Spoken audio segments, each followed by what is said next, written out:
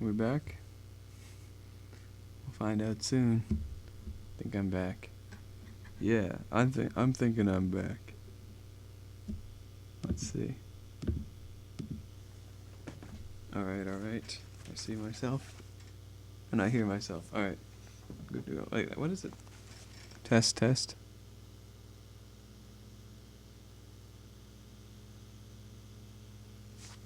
Yep, we're good.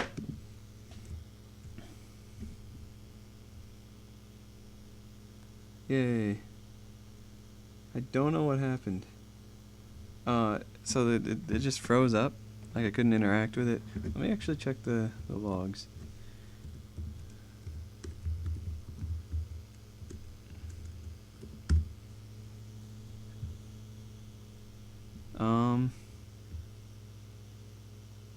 Just getting a bunch of video error from OBS. That could be it. But it always does that with my camera for some reason. Let me just page up. It's just the logs are messed up by that. I'm not going to worry about it. That's the problem. I don't have time to debug if I'm streaming, and then if I'm not, it doesn't crash. So I don't know. It's weird. I don't know what it is. But at least it's back now. Okay. So the resistors, or the diodes. Well, these are resistors as well. I had to add a 10K resistor to each diode. And then I accidentally ordered the wrong resistor, so it's these tiny ones. And so I guess I forget even how to do this. I'll just copy this. Oh yeah, so I do the diodes first. So how many do I need? 3 times 8. Whoa, okay. Oh yeah, I can do this now.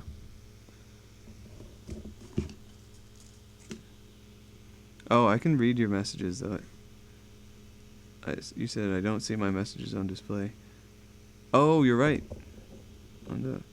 Yeah, we're about to get to the through-hole components in a second. Let me, I don't know. Should I fix the chat? Oh, I have to type "we are live" into the chat. So, it's a little janky. Because it doesn't know, the chat forwarder doesn't know when it's gone live. So let me just show you.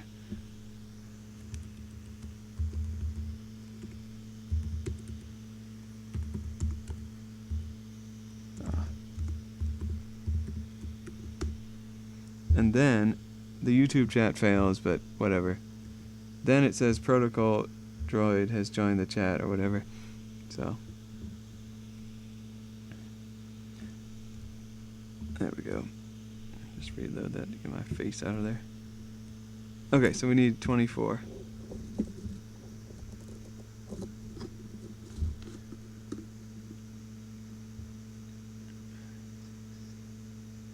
We'll just do 8 at a time. I don't want to lose any. But yeah, all these are surface mounted until we get to the battery and the buttons.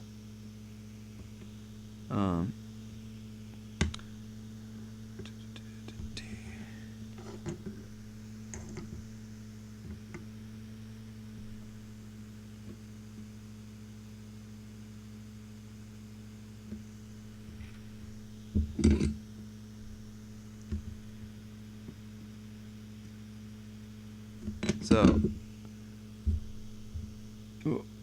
I added this diode on here. And there's going to be a resistor that kind of bridges the gap. That's why it's off to the side there.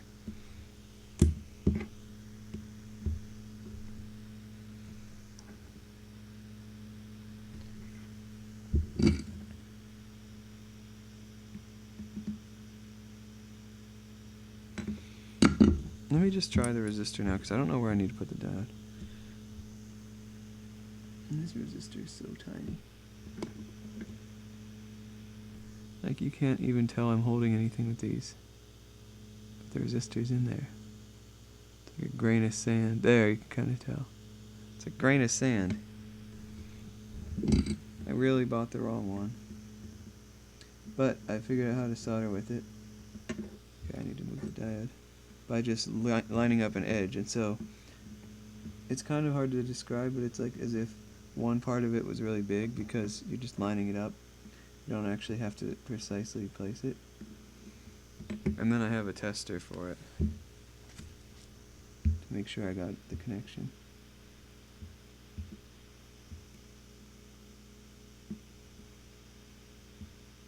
Oops.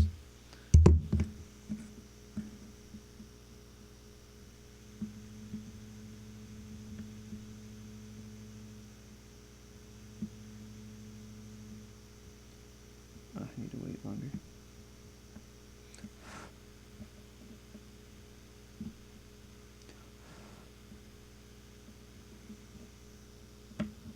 Yeah, I think I need to move it.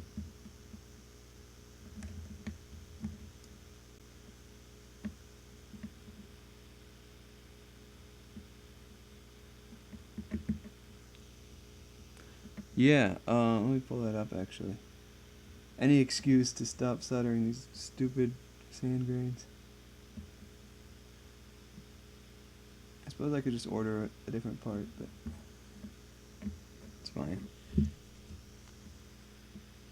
Shipping is what it'll get me, because I bought other stuff with it, so I wouldn't have to pay a bunch of shipping.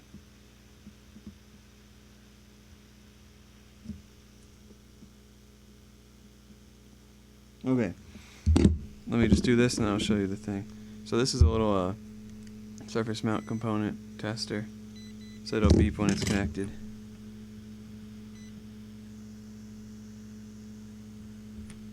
I don't think it's connected.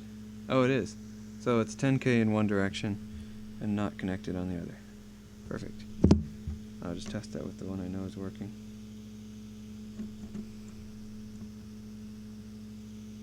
Yay! It says 100K. The heck? This one even working? Okay. It's supposed to be 10K, but that's at 100K on the working one.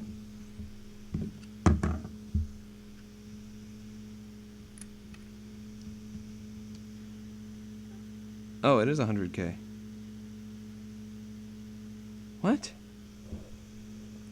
Well, it works. I don't know what's going on. See, that's the problem. It's just all over the place. Okay. So that same website, yeah, it's auto ranging, and it can do capacitors too. And so it'll check automatically see what you're trying to do. Anyway, if you go to here, on this same page, geez, I need to format this. This is terrible. There's the board design. When I made this design, it was like 2016, and so I've since forgotten how to do circuit boards, so I need to relearn. And on the plus side, now I can learn what's it called, LibreCAD or whatever. Yeah, I think so, for PCBs. But I was using this closed source one. It's open source hardware lab, but the actual software to make it is just some web interface, which I guess it's not running on the computer. So, but still, I want to learn. Is it called LibreCAD?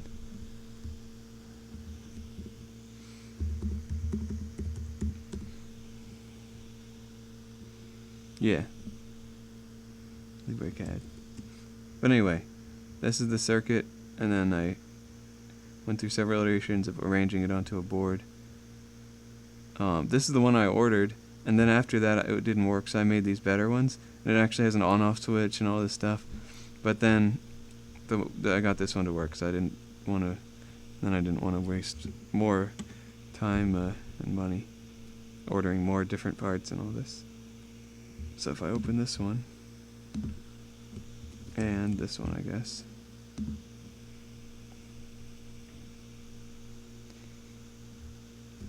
Disable this.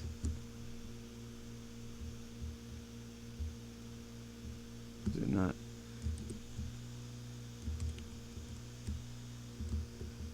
Whatever.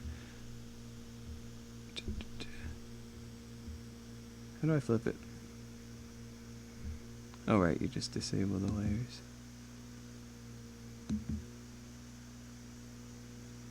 So yeah, you can see it did some auto routing for me. Like I just put the components where I want, and then it'll help auto route.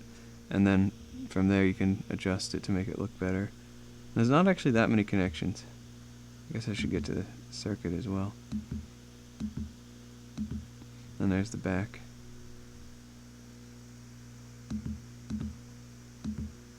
How do I get rid of those? Whatever. There's the back. There's the circuit. This is called a Charlieplex. It's not displaying it right. There. That's what I thought I did earlier. Is it not reloading that part? Okay. Well, I guess it just looks kind of crappy here. It looked better in the preview. Yeah. I'll just use the preview. Alright, let me turn this back on.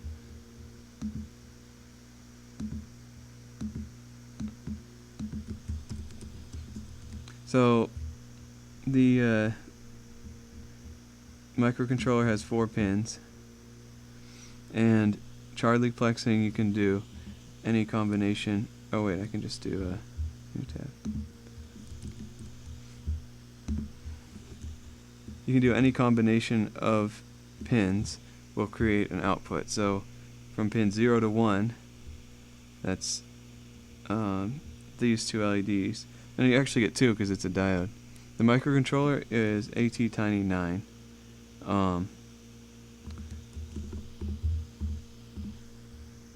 Where's the... Yeah. And so it's AVR assembly. Oh.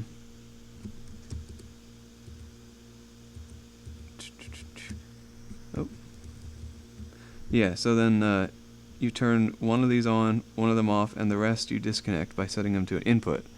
And that just disconnects it from everything. Puts it in like a high impedance. And so then turning this one on, and that, or this one high, this one low, would turn on this LED. And then you just repeat that, and you only ever have one LED on at a time, but persistence and vision takes care of that. Ooh, you did Charlieplexing, that's awesome. You're the first person to describe this who has done that, so I don't even need to describe it. That's awesome. So then, yeah, in the code you just have to loop through and you just check each one, and if it's on, you execute some code. Where's the, oh, I guess this was the important part. I don't care about any of the electrical properties. And so where's the output? Yeah, out to IO location. I used a lot of that where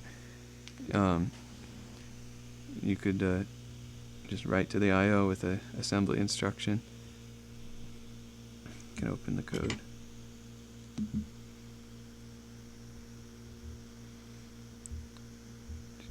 Have you heard of Codeberg? Probably, right?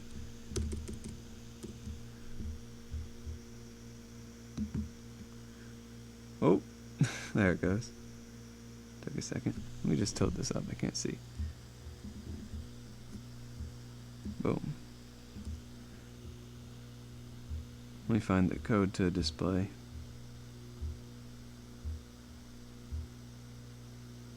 And the thing is, if you really wanted to, since you have an Arduino, assuming you still have that one, you can reprogram this thing.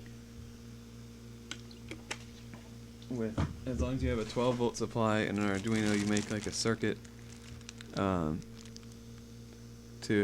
reprogram it. I mean, it's too much to go into depth right now, but let me know if you ever wanted to. Well, that's assuming I can ship one to you, actually. That's cool. Yeah, Codeberg's awesome. They have Git LFS support, which actually I decided not to use, but I guess they just got a lot of cool features and good, seems like a good organization. Where's my display code? I just wasn't paying attention, I guess I missed it. There it is. So here's each pixel. It's going to call a subroutine after it sets up these things, these registers, to indicate which ones need to be high and low, or which needs to be output and which one needs to be high. And the other one's low. And then it reads the buttons the same way with the Charlie plexing. Yeah, and then it does this subroutine, which it's gonna wait the same amount of time regardless.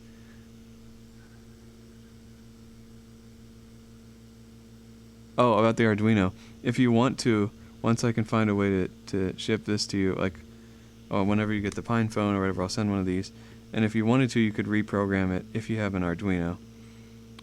Because this thingy, I'll just take it out of here. This is the equivalent of an Arduino Uno. And, it's like a circuit with like a few resistors, and you can program the ATtiny. And you also need a 12-volt supply to reset it. That's the hard part, or one of the annoying parts, rather. But yeah, I don't know. It's kind of annoying to deal with this stuff, so no pressure. But yeah, if you're ever interested, let me know. Yeah, I mean, that's about it on the code here. There's some cool stuff like a RNG, or a pseudo random number generator, rather. That's my favorite part. But yeah, and then there's like a state machine for the game logic and all that. This solder connection does not look like it's connected. But it said it was good. Oh man. I'm just gonna trust it. It looks kind of connected. If anyone who has one of these is watching this or sees this, it probably does not inspire confidence. Like, it's good enough. I'll just see if it works, and if it does, I won't touch it.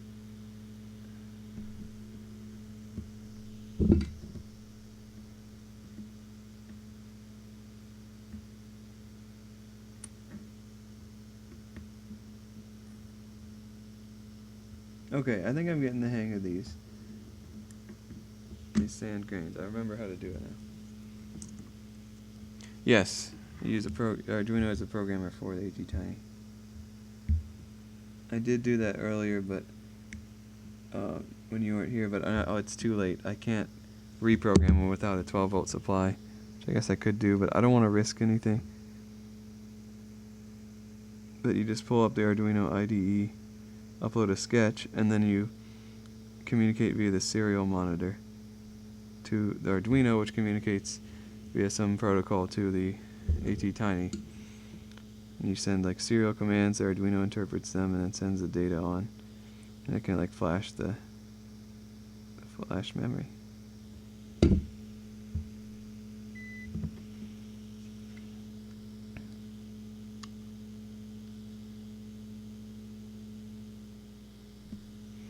Oh, I know why it's 100K. Because the diode also applies some voltage drop. That's why it thinks it's a large resistor. Anyways. That's 2 of them done. Yeah, okay. Now that I've got the hang of these tiny components are no big deal. Like it took me like an hour to figure out how to solder one of these things, and then from there, it was easy. But then I haven't done it in a while, so it's hard again. Whoa, you were taught assembly when you were 13? That's awesome.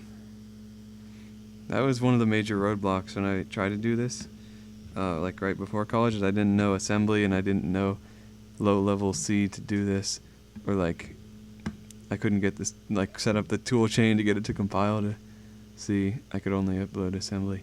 And so, yeah, then I learned it in school, but that's awesome. Pick 16, F84A. That's cool, though. I wonder what you could do with those, then. If you could, like, port this code. How many pin outs do they have?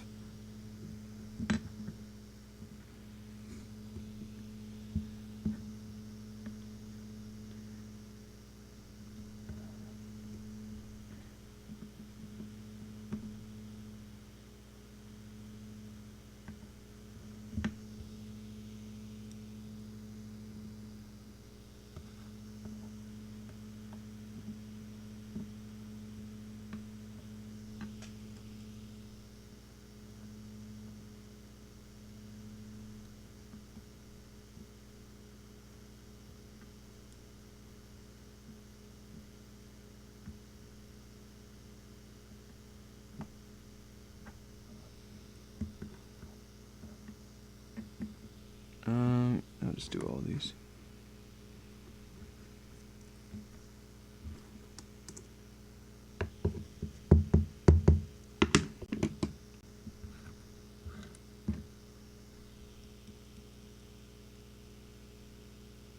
Oh wow, that's cool.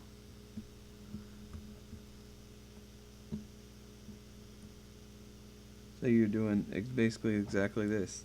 Assembly plus Charlie plexing.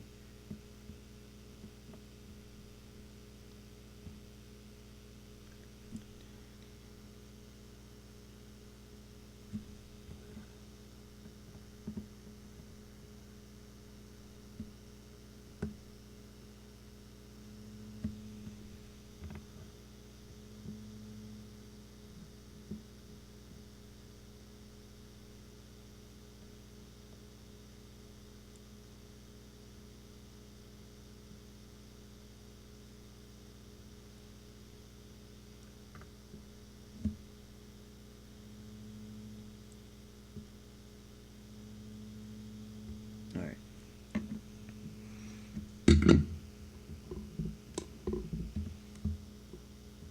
So you basically invented Charlie plexing then.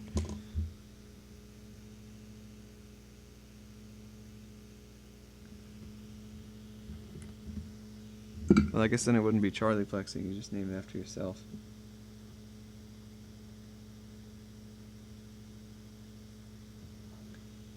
Can't think of a good portmanteau for that.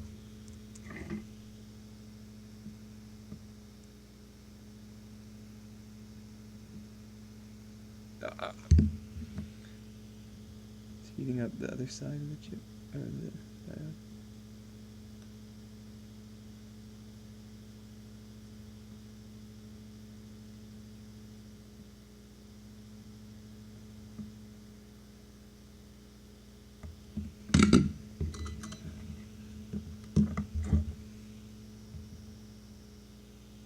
How is that a good connection?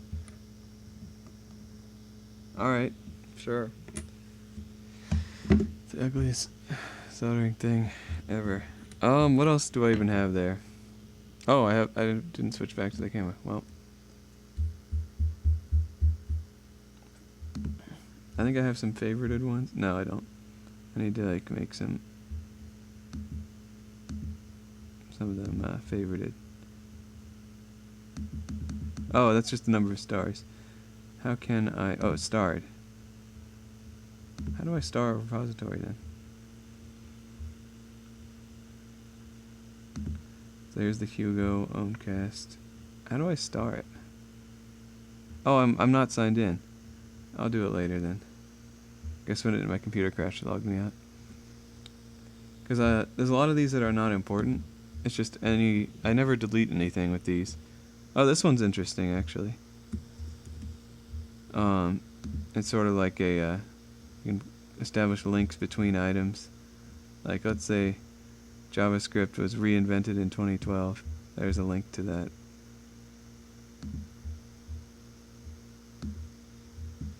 So like, it's the idea came from like when I was coming up with my resume, I was thinking of all the projects and the skills and seeing which ones I wanted to do, but I just first brainstormed everything.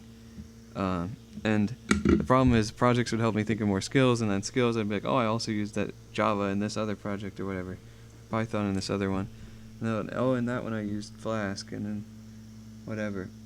So having this around during that process would have been useful, because I basically typed everything out twice in two different sections of a text file or whatever. And so now this one would just let me type them once and then link them together. Actually, everything was even more than twice.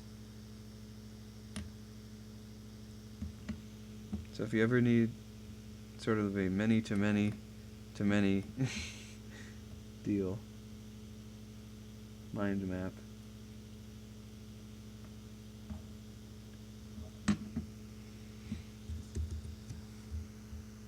Oh, and then this Stream Pico, that's this thing.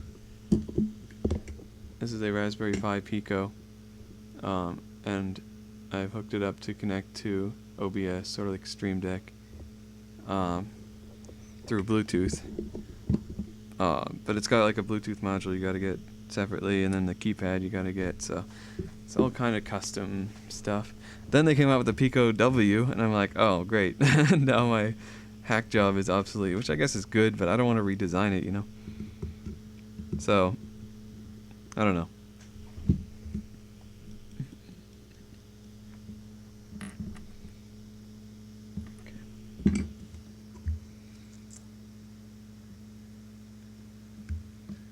Oh, also, can you send your code, Berg? I want to see what you got.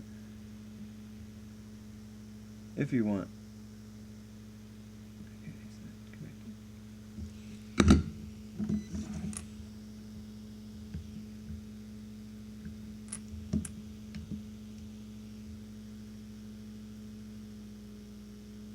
Alright, that one's connected.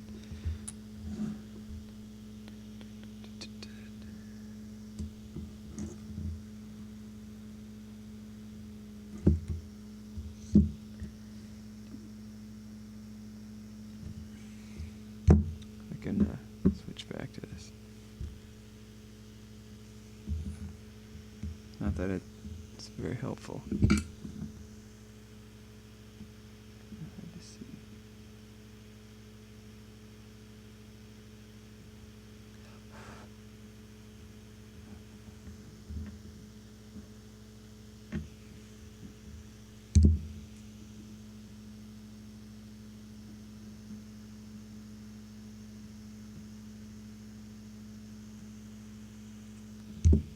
That one looks promising.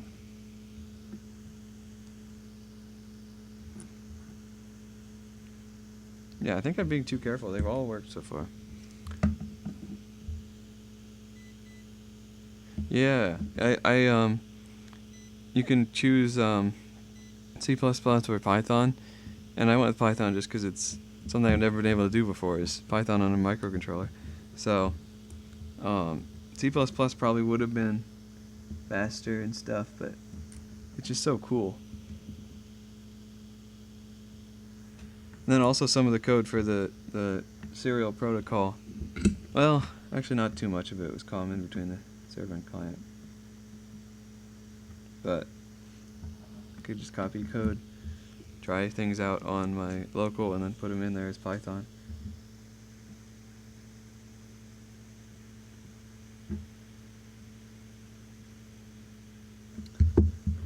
What did I just do? Okay, that's fine. Except it's fine. Too much. Okay, good enough.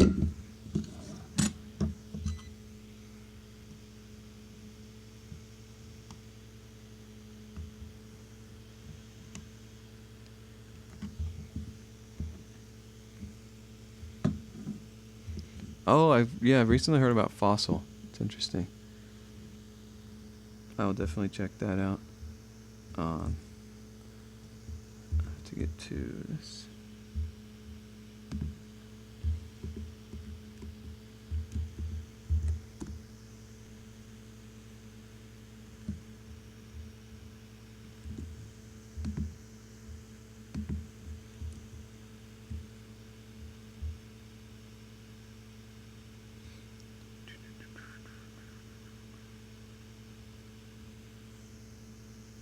I haven't tried it yet. I just heard about it like yesterday. So.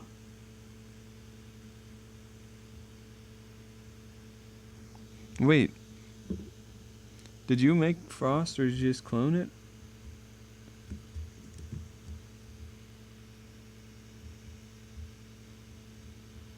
Wow, you made Frost. Alright. This is...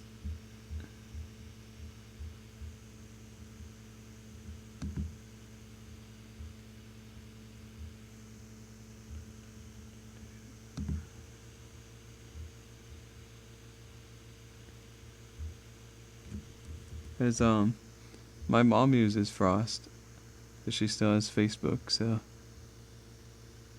Oh, okay. Are you the... When you go on F-Droid and install it, is it you that, your fork that's up there, or do I need to, tell her to get a different app?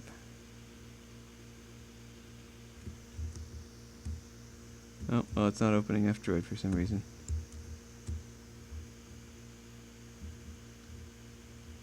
Maybe F-Droid is under a ton of load or something. Oh, what was I doing? Log, that's what. Oh, I see. So last commit from the previous person was... Oh, this year. Okay. That's interesting. Oh, Gradle. Oof. Jeez. Yeah, I forgot. You have to use Java for those. I see. That's a good thing to know. If there's ever like security issues. Alright, what was I doing? Oh, yeah. I was procrastinating getting these things because they're annoying.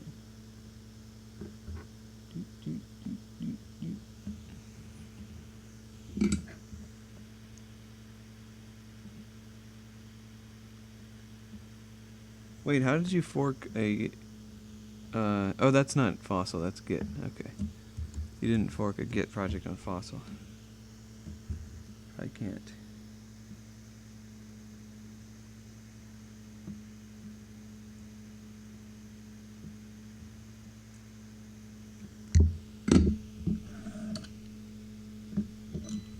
Okay.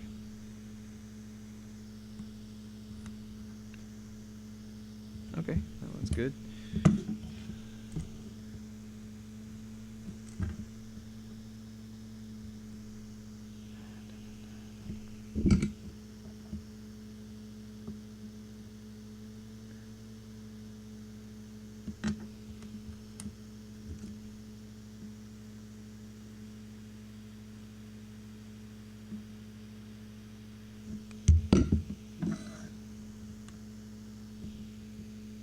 Alright, this is actually really fast.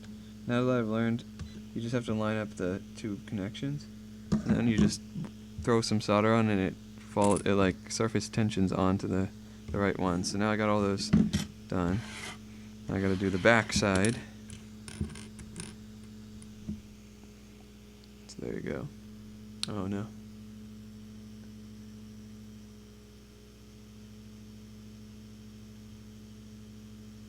Actually, yeah, I have Android Studio installed, so for like I am occasionally helping coach a robotics team, and they use that.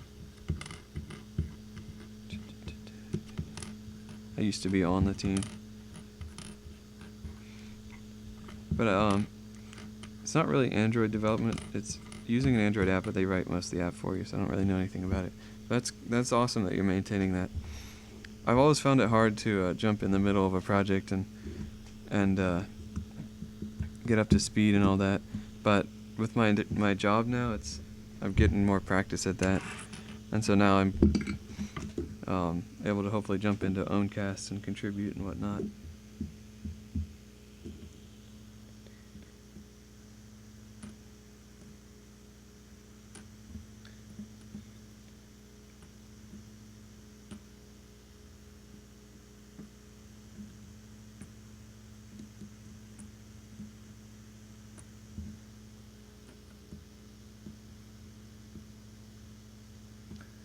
You know, I wonder if there's any other multi-streaming tools out there to like stream to multiple things, because I don't understand why OBS can't just do it natively, right? Just send out multiple RTMP streams. Maybe it's just they just haven't implemented it, or in general it would be too much bandwidth or whatever. But like, there's got to be a different project out there, because that's what's introducing the latency. Let me see what the latency is like on, like, Twitch, so I can confirm that. Muted the desktop, so it's good. Test. Oh, it's not even loaded yet. Yeah, I'm pretty bad at it. Alright, test. Oh, okay. Hold on. The latency is like 1 or 2 seconds on Twitch, because they use a different method. That thing that Uncast is trying to implement, I think, the low latency mode, because it's initially using HLS.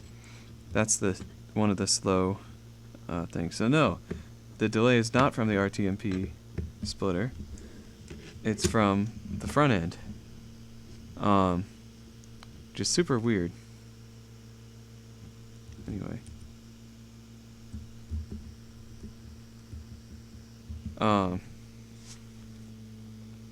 But yeah, I mean, I feel like I'm still bad at it. It's just I'm slightly less bad.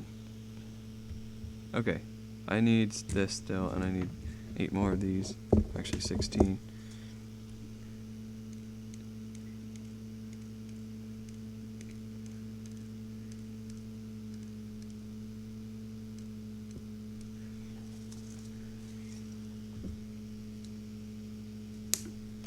Oops.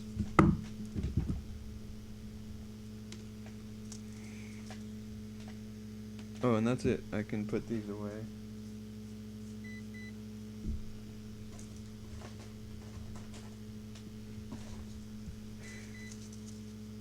This thing is so annoying.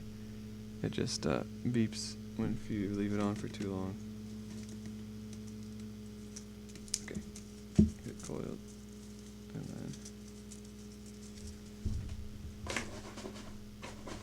then okay, now I need to. This goes here. That bag's for what? What was that bag for? Oh, the tools.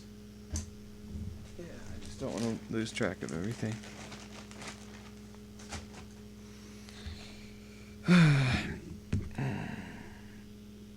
Okay, now I gotta reference this.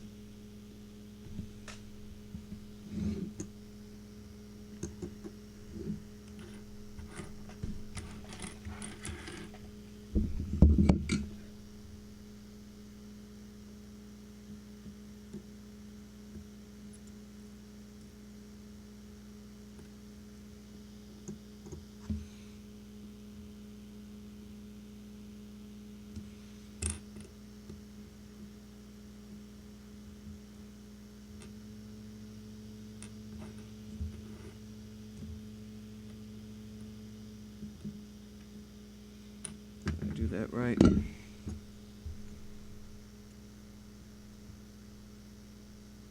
Yeah.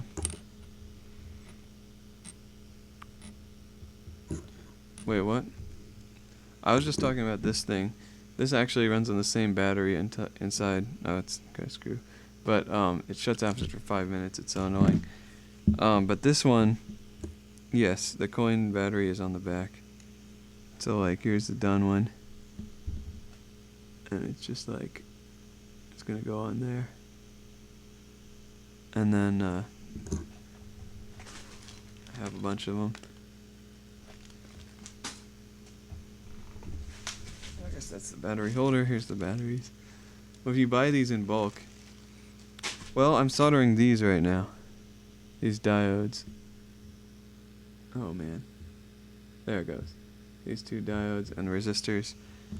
Then I have one more thing on that side of the board, buttons and battery, and that's it. So like, this is the home stretch. Well, not quite. I gotta get these diodes done, and then it's the actual home stretch. And it's getting kind of late, but I think I'm going to power through and get this done.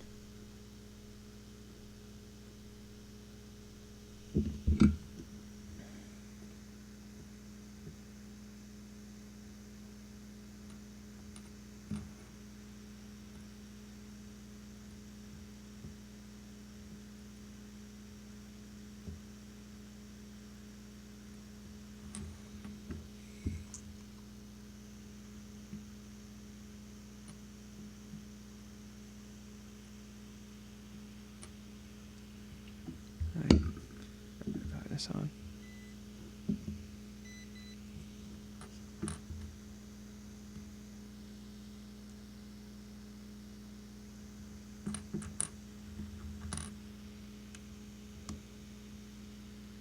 Okay, sounds good.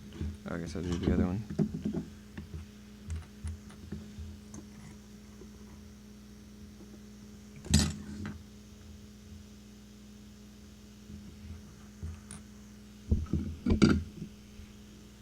It's just an hour later.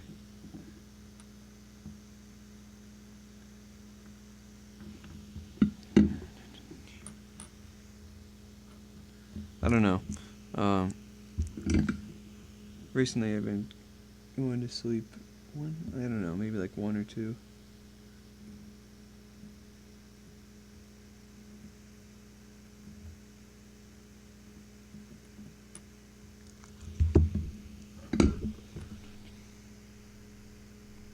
Yeah, that one looks good. First solder joint that actually looks good, and it's probably going to be bad. No, it's good. I don't know why I'm checking these. They're all good. I'm still going to check them all. I don't want any funny business. Oh, I didn't even pre-solder these. Oh, I did that. I did half of it? Okay, let's do the other half.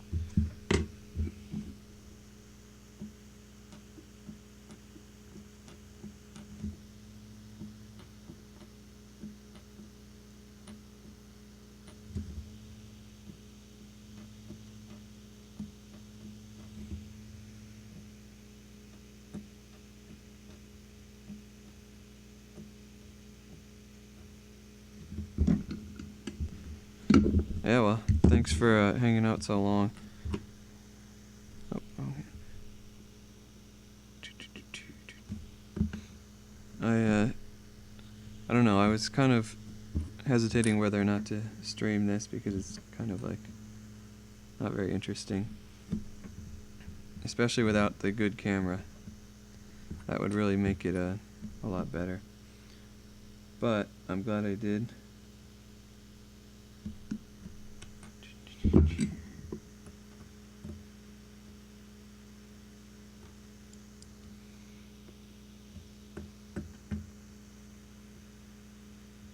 Actually, I got an idea for that latency problem. I'll have to do a test where I stream directly, just to Owncast, and see what he does.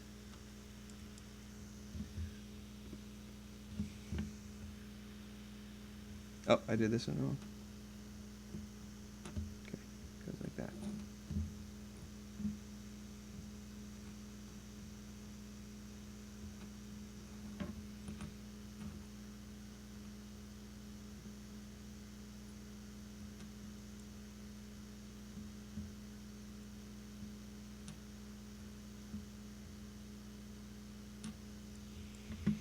It'd be like a Owncast exclusive. Wow. And then I'd have to remember to record it locally because Owncast does not save video. Let me just do all these diodes. And then I'll do the resistors. So actually, more long term, one thing I do want to contribute to Owncast is, yeah, exactly. That's been nice. I want to be able to run Owncast in multiple, like, to scale it out, like multiple servers. And so it seems like if you were to, because right now it uses like SQLite or something, I'm pretty sure. If you were to change that to be able to use SQL, then you just set up some SQL somewhere,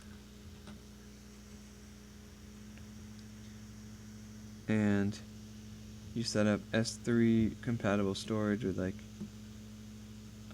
there's many open source solutions of that, and you set up all this stuff, and then you can run it all concurrently, and it would scale up. And then you need some way of testing it, so like simulating a bunch of chat users and video streams of the stream.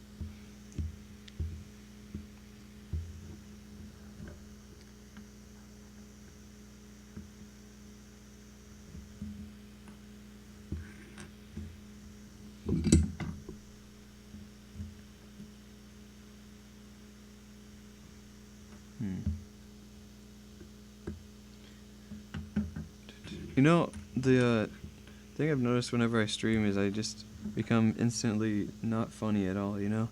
Like I feel like when I'm in other people's like chat room or whatever, I'm just like always just thinking and then about like what joke can I make out of this or that.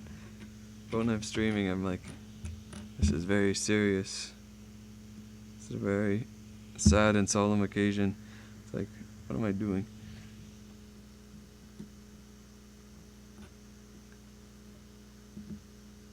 I guess it's sort of like deer in the headlights. Like, you can't really, like, you think of stuff after the fact.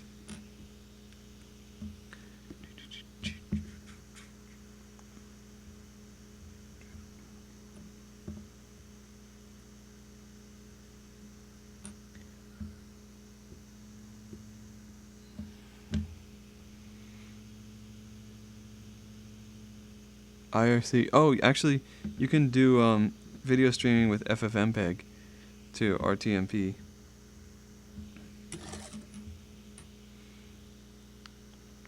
I don't know how it would work in Wayland, but in X, everything just has permission to capture the screen, so FFmpeg has that capability, or X11. So you'd have to make sure it would work in Wayland, or I would if I wanted to, because I'm using Wayland.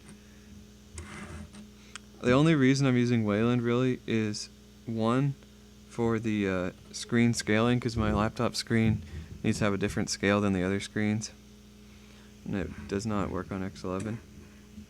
And the other reason is I like Pipewire for audio because it's lower latency, but it also can deal with multiple devices, and it can deal with like, what's it called?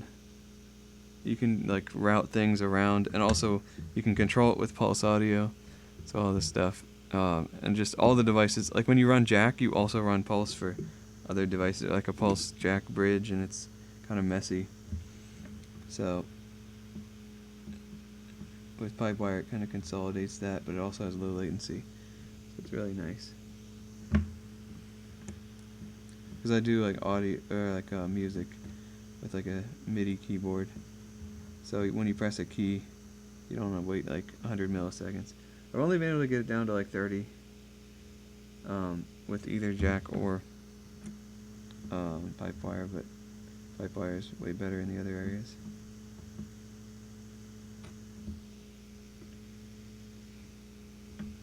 But yeah, you could definitely make a really simple stream solution.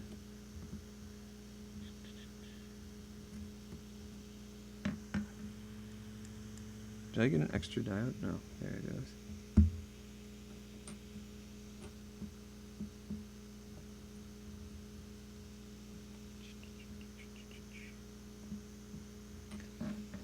Okay, now I gotta make sure they're all correct, and then I gotta put the resistor on, yeah. Okay, so that goes to the left, goes down. Correct.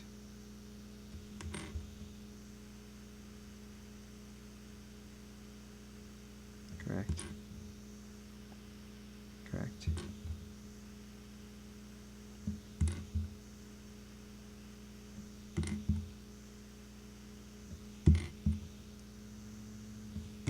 All right.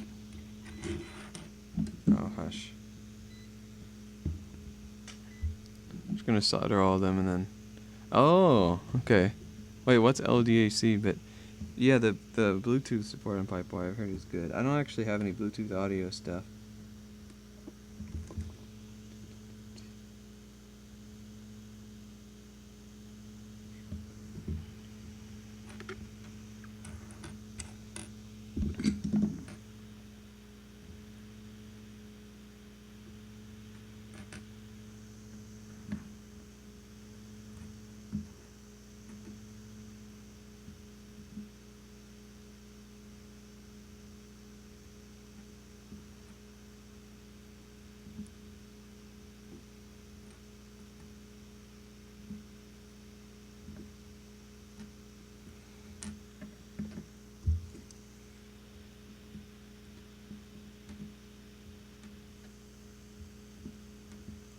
Oh, man.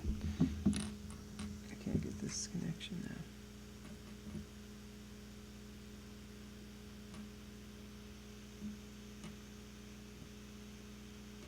now. Okay.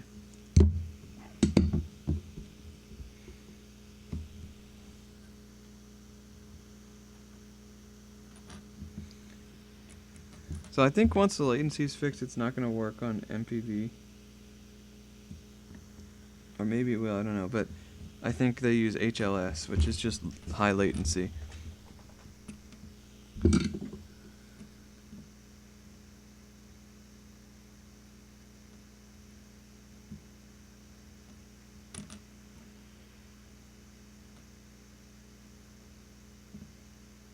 Oops.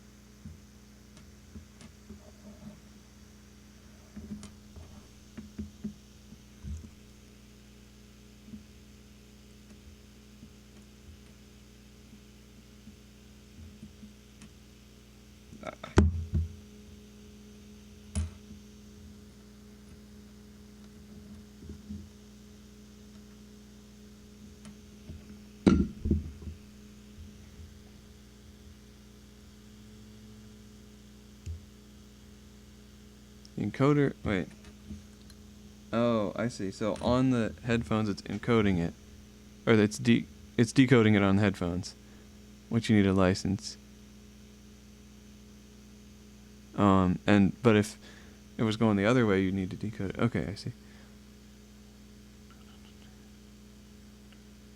For Android, oh, but they just took that and ported it to Pipewire. I see.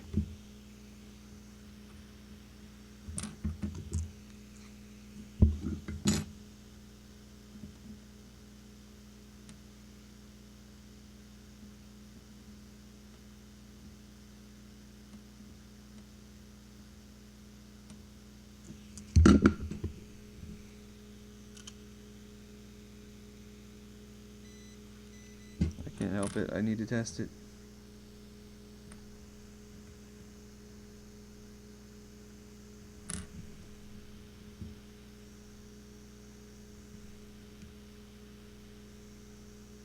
Okay.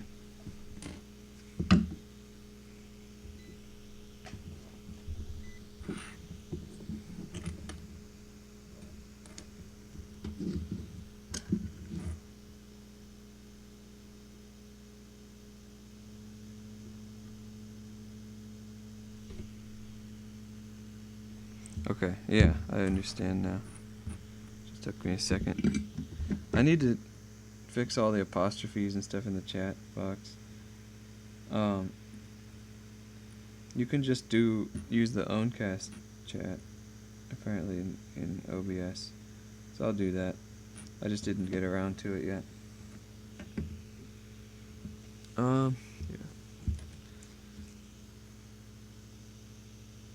You know, I wonder if my chat commands still work. I'll test it in a second.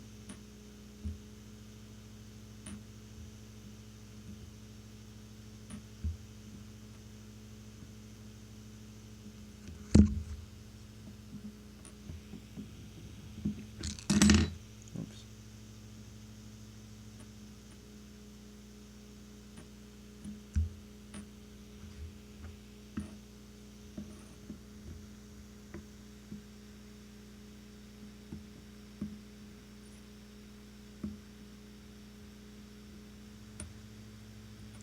I have no idea. It's not working. Why did I turn it off? Okay, I guess it's working. Looks so jank. Okay, I see. Let me do one thing and then, because I don't want to stop halfway through these. And I'll try the command.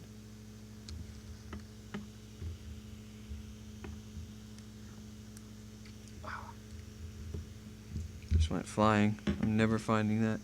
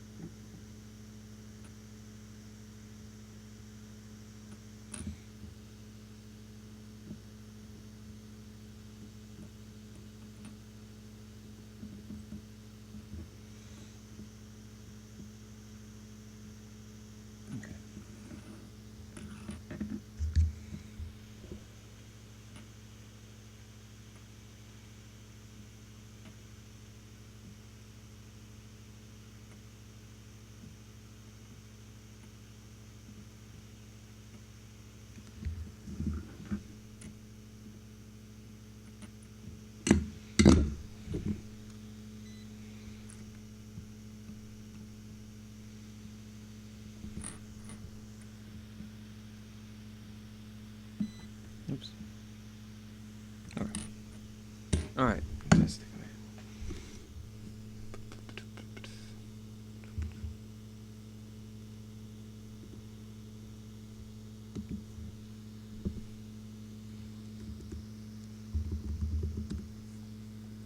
Oh, I can't even type?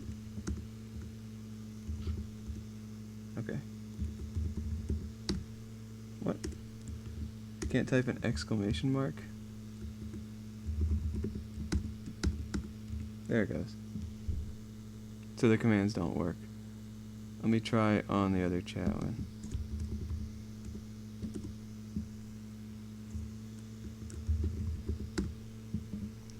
Yeah.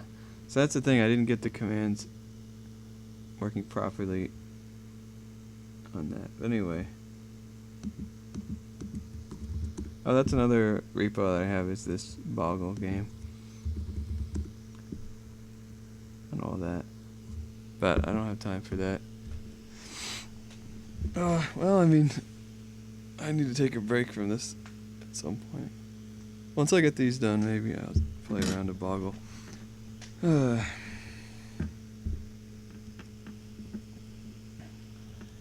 Because the only chair that's the right height for soldering is this like wooden chair.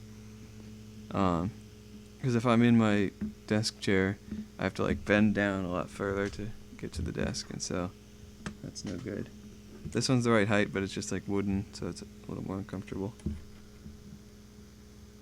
But I heard somewhere that ergonomic chairs are not actually more healthy for you. It makes sense. Actually, I don't know if my desk chair is ergonomic, but it's like an office chair. So it's probably meant to be.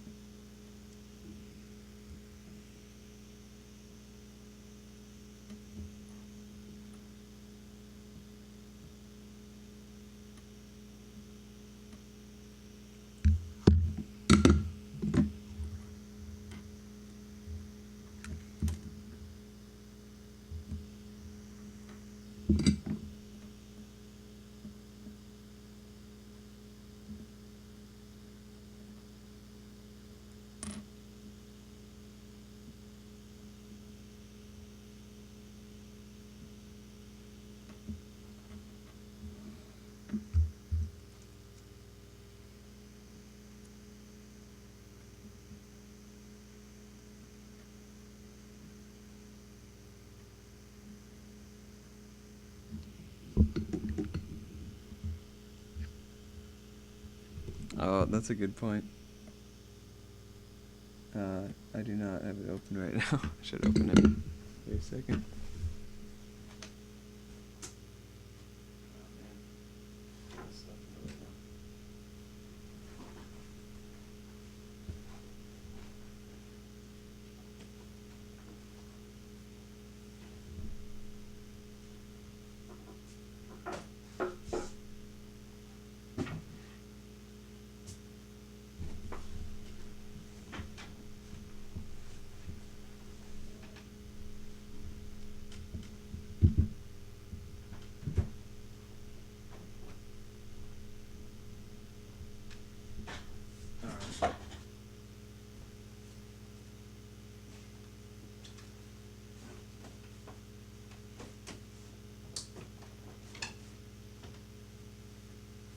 There we go.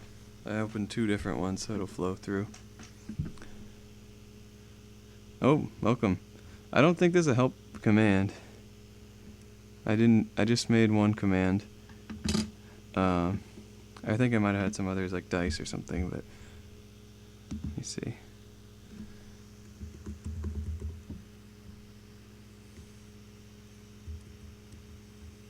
Why didn't it save my... Yeah, just that rolls a 6-sided dice. But like, I didn't implement a help command. Alright.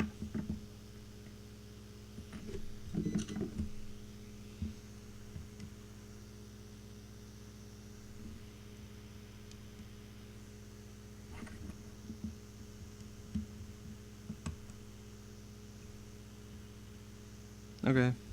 That one's working.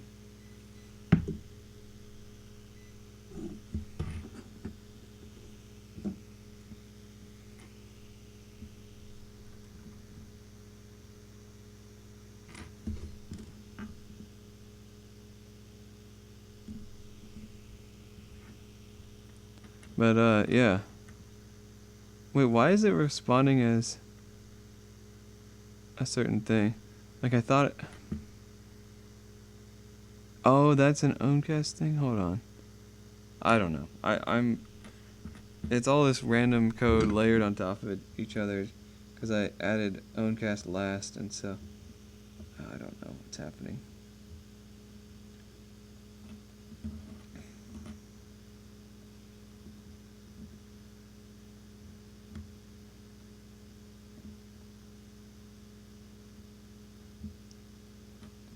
But yes, welcome in.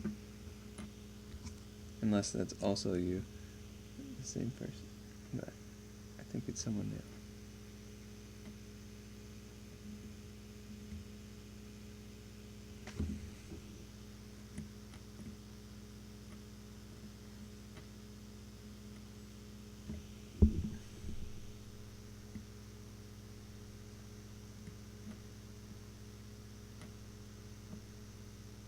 Alright, that looks good.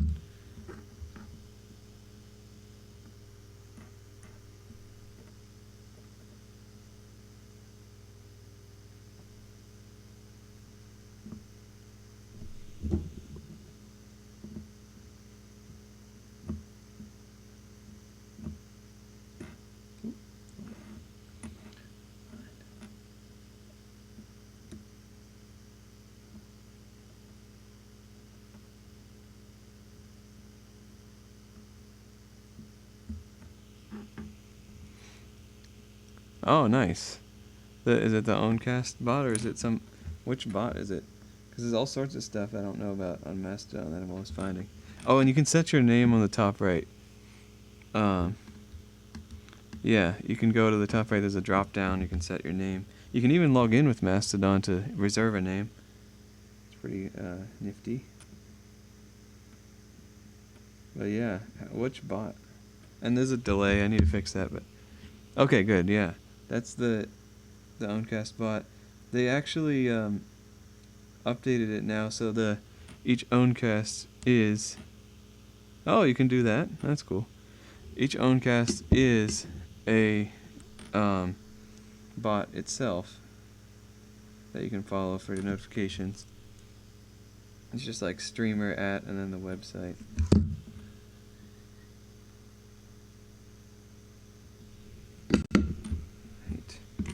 I'll just put that there so I don't forget. So, okay, let me get you up to speed here. Oh, and Magoo, welcome. That's your nickname. Let me get you up to speed. So, I am designing this. Let me actually open up the... Actually, I'll put it in the chat. I haven't migrated all this stuff to my current website. Oh, I didn't. // boom. It didn't put it as a link. I haven't migrated all this stuff to my current website yet. So it's still on the old one. But I'm making this game here. That I've made a bunch of them before, but I ran out. Like I need to make some more. So here it is, the real one, and then there's the JavaScript version. Oh, here we go. So it has like 5 different games on it, but then there's the stack up. We can lose as soon as possible. And then I got it backwards. There we go. That one, and then we can go to like whack-a-mole. Oh, I'm pressing the wrong one because I'm... Okay, I got 1 point. That kind of thing. Yeah, it's like mirrored in my brain when I try and do it on there. But yeah, I'm just soldering up a bunch of these and seeing how it goes. And oh, I already got 2 out. Oops. Oh no. Oh, there it is. So I have, right now, I'm on the hardest step right here. I got these tiny resistors that are like a sand grain. Because I ordered the wrong size. So now I have to solder these crappies up. It's actually not too hard, but you know, you lose them and like the solder goes over the whole thing sometimes.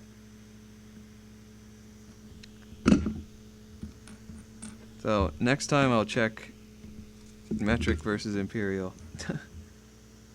Because apparently they have both for SMD, which is ludicrous. Why would you want imperial SMD components?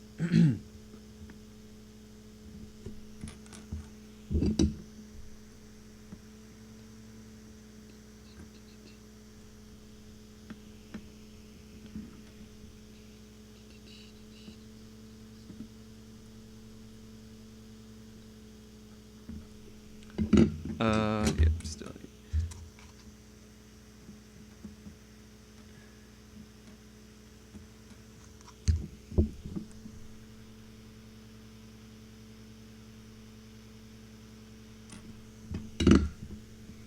Is that done? Oh, yeah, I'll test it when it's time.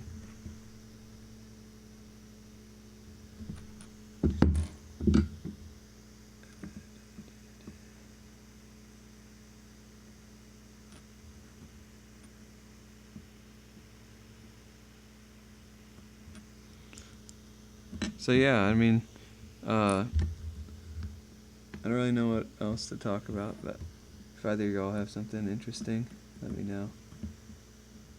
And I'll check out your fossil stuff later, because I also want to learn about fossil stuff. You know what's really strange? Hold up. Just the other day, do you know Phineas and Ferb? Oh, let's see. It's like a meme from Phineas and Ferb. I like turned on or turned off our washer. Alright, I gotta unmute this. And not washer. Sounds like a washer tone, chime or whatever. What's it called? Stovetop. And it sounded like that Phineas and Ferb thing, so it was like fossils.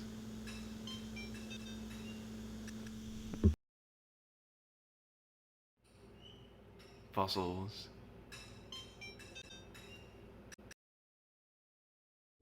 There we go.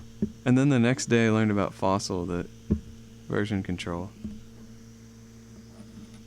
It's divine providence right there.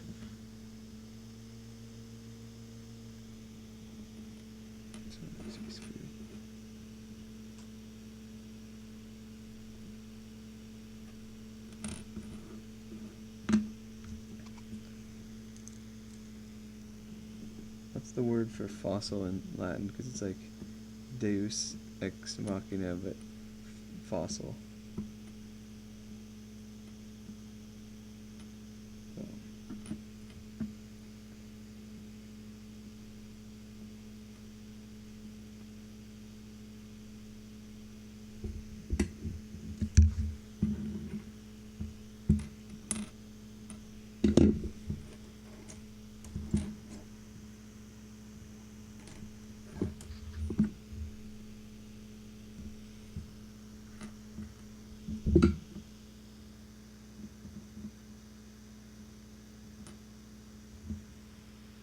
Oh, where'd it go? There it is.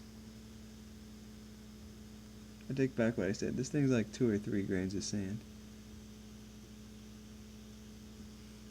Much easier to deal with.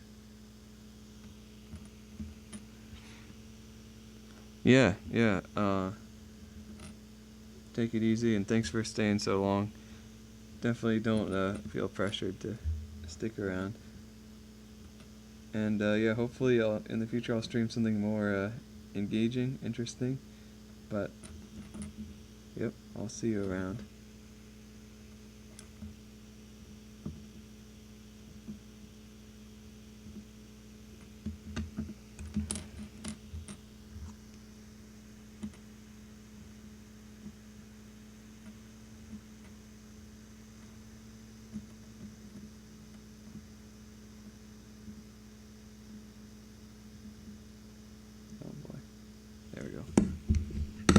Alright, that's these done.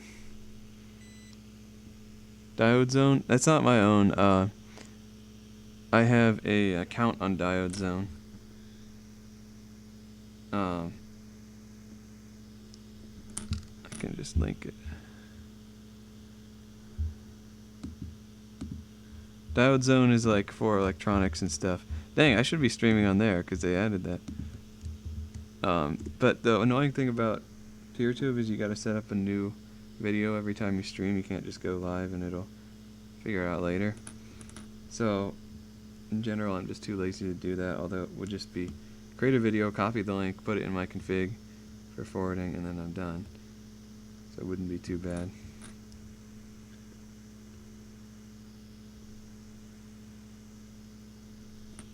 Alright, that one's good. This one's not good.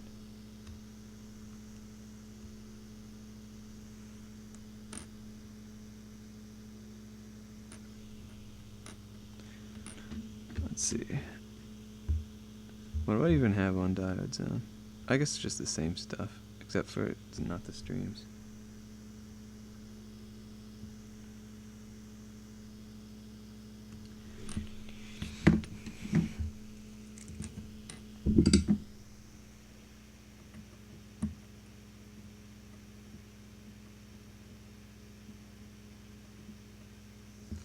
But you know what's really awesome is that hold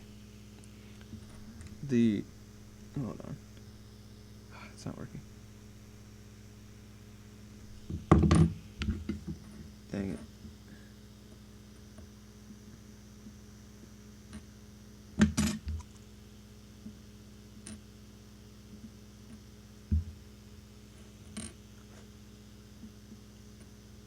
The discoverability on Owncast seems to be really good. Like, people can find the stream. They have an Owncast directory as well. But just people have been able to see it and stop by and all that. It's been really good. So, compared to Twitch, if I go over there, it's just nobody in the chat. One viewer, and it's me. So I think like a follower means much more on the Fediverse.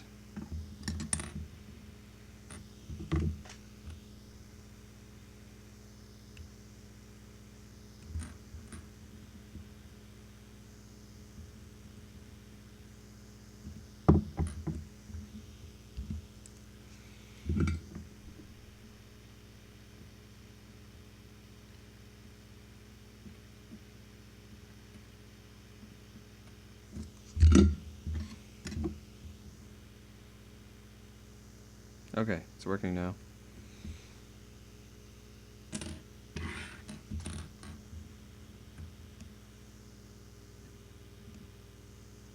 I didn't test the other direction, did I?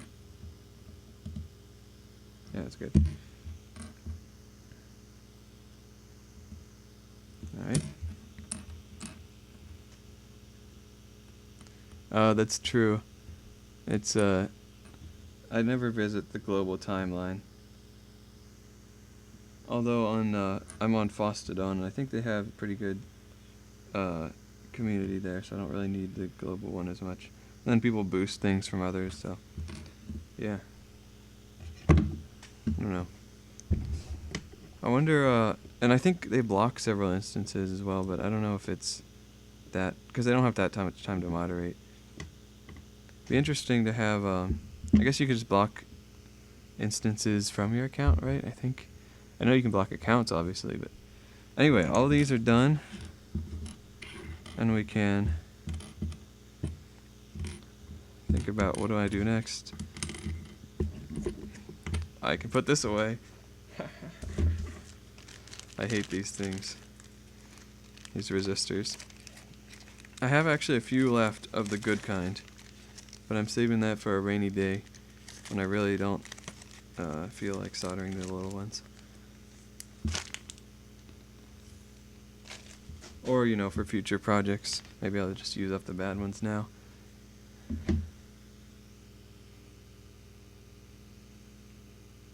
Alright.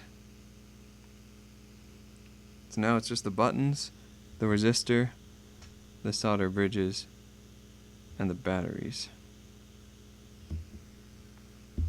Alright. Buttons.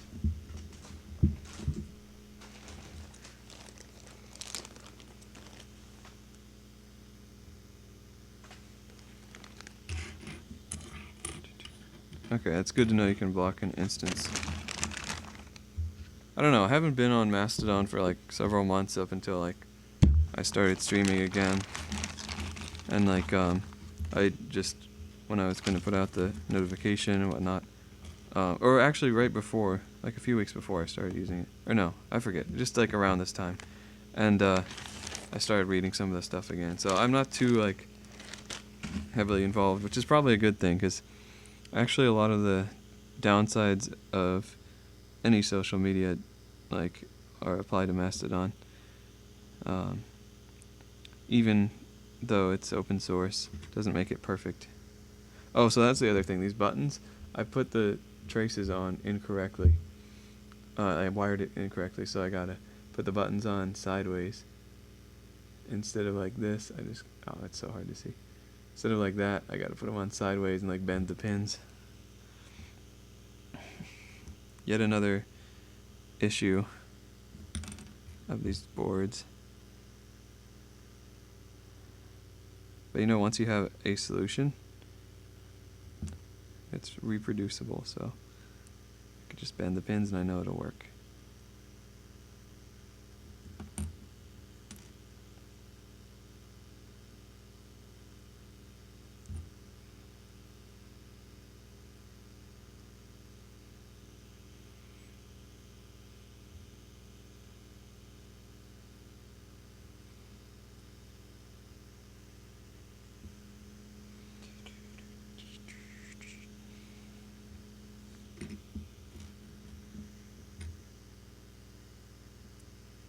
Maybe I can just bend them like this.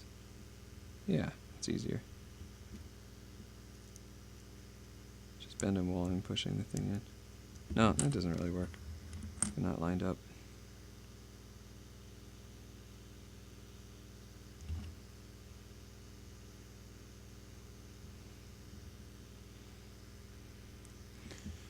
Alright.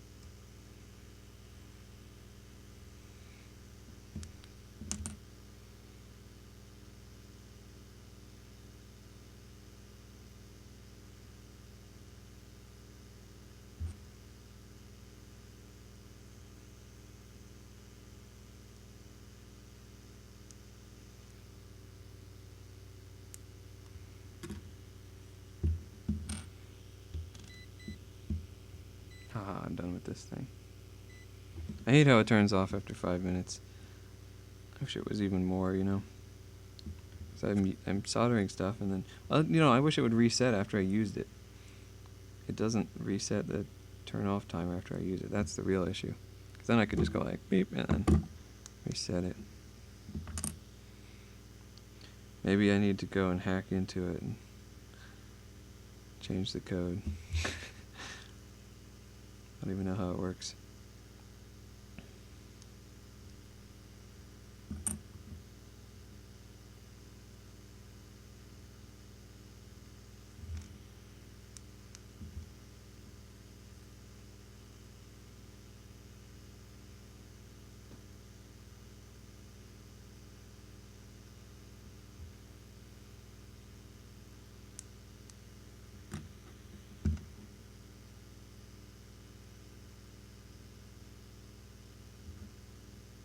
what?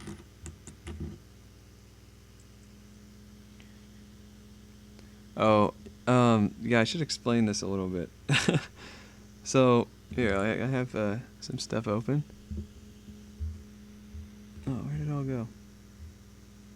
Yeah, here we go.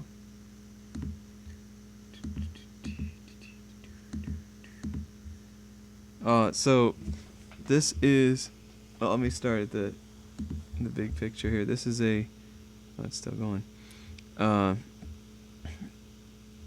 Yeah, a $1 game console. And so what I did is I designed a circuit, and then I designed this board you see, and with the components and stuff using an online tool. And then here's the test rig and all this because I needed to program it. So this thing right here is the AT-Tiny 9, which is a little microcontroller. It costs 25 cents, and it's got 1 kilobyte of storage and 32 bytes of RAM. So then to program it, you need to connect these 6 pins to an Arduino. Those 6 pins are just these. I have the Arduino over here. And like a weird circuit with some resistors to make sure it doesn't short circuit anything. Then you write your assembly code, or you can write C, but I wrote assembly because I needed to maximize everything. Then you upload it through the Arduino to that. And this is all documented online thanks to like some really helpful people on some blogs and stuff that I found. And then, yeah, so then from there you can control 4 of these 6 pins. 2 of them are just power. Alright, so then I have these 4 pins. Let me get the larger. 4 pins right here. And I use something called Charlie plexing, where you set 1 pin high, 1 pin low, and the other 2 you set to disconnected by setting them to input. So let's see. Yeah, so if you wanted to turn on this LED here, you would just go this one high, this one low, then these 2 are input. Like PB1 would be high, PB0 would be low, the rest be input. And then you can set this one by just doing the reverse. That one high, that one low. And that can control up to 12 because you have all the permutations of that. And you can only do one on at a time. And so, yeah, it just cycles all through that, and you can see through persistence of vision that it just stays the same. Or it just stays, like, your eye thinks it's on the whole time. And then for the buttons, you just set one of them high, and then you read the other one. So for the buttons, you just set this one high, and then you read these 3. And you can see which button is pressed. What else? I guess that's about it. And then there's the process of coding it, which when I started this project, I didn't know how to do assembly. It was like before college I started this. And so I could kind of figure out the circuit, which I actually messed up, and I had to rethink it and whatnot because of the resistors. That's the part that's really confusing here. Like there's a resistor here. There's ones on each of these, but then this diode needs another resistor for this. It's really weird. But then there's the code. So I actually learned assembly in college, which really helped out with this, like AVR assembly even, which is the same as this. So, you know, taking a whole class on that actually became a lot easier. But yeah, there's the code. I'm not going to go into too much detail. But, you know, it's like if you ever had a TI calculator, it's sort of like that, where all your variables are global, and it just doesn't have any like nice features, like strings. But you don't need strings when you're just writing 9 different pixels. And so it actually was kind of nice because the scope of the program is just like really limited. And so you get to like use a limited set of instructions to do a limited task. And then you're good. So it works pretty well. If I had to do any sort of external stuff, like, I don't know, like a serial interface, I don't know what I would do. Like, I would just find someone else's code. But all this is just code logic. So, yeah, if you can just implement code logic, the peripherals are not too hard. Then this is my favorite part. I found something online where you can do a pseudo-random number generator for some of the games on there and stuff. So that was pretty fun. And it was that was the hardest part to debug, because you want to like print a number, but you can't do that. So that would have been nice to have a serial interface for. Alright, let me keep going on these. I can't talk and do this at the same time very well. Oh, also though, if you want to, oh, you probably already saw it. You can go on the website and, oh no, I told you that, yeah. You can go on the website and you can play the simulation, which I just converted the assembly to JavaScript, which was not too hard. IRC bot, ooh, that's cool.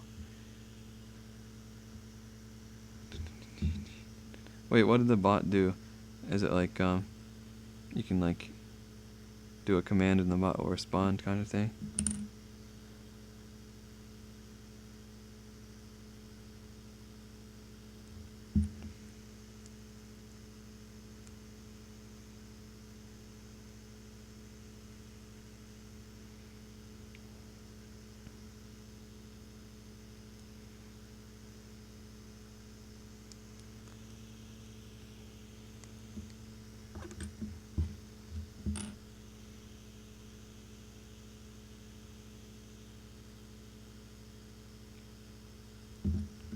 Wait, what does that mean? What does an echo of other bots mean?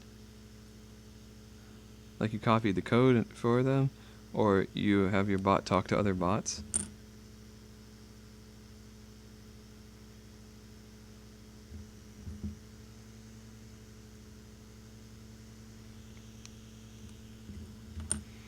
Dang, there's like a 30-second delay on here. Gotta figure that out.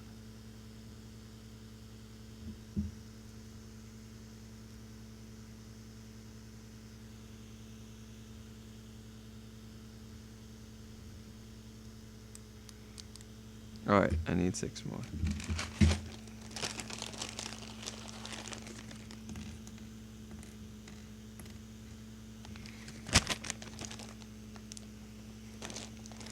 Ooh, okay. An aggregator bot. One bot to rule them all.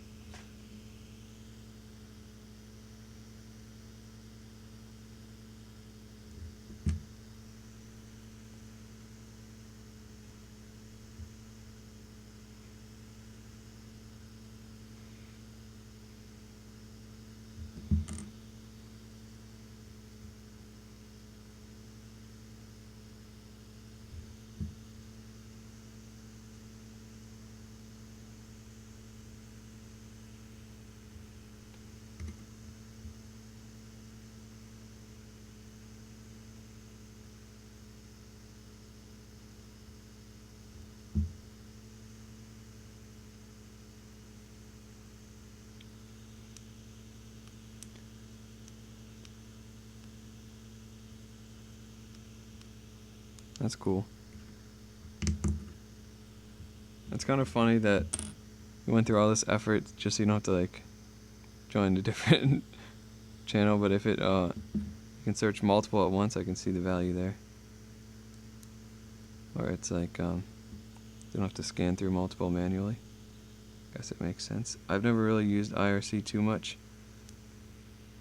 I think I went on there like one time, like the NetHack IRC channel or something.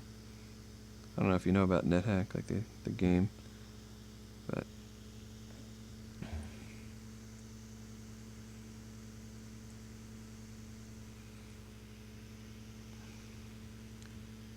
okay, this needs to be. I accidentally soldered one of the connections here.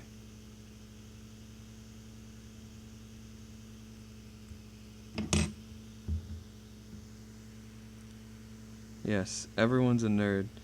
If you don't think you're a nerd, it's just look at whatever you're interested in and say like, do I nerd out about that thing? I guess not everyone nerds out about it. Something. Some people are just don't go in depth on anything, but it seems kind of rare.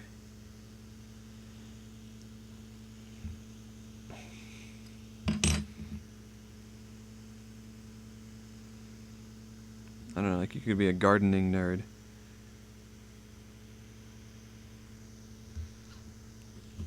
I'm just gonna have to, no. Solder dries up too quickly.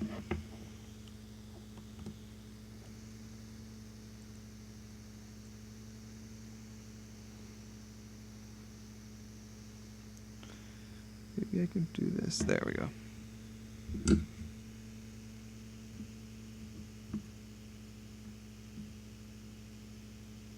Yes, there we go. Kind of an unconventional way of desoldering, but it works, so.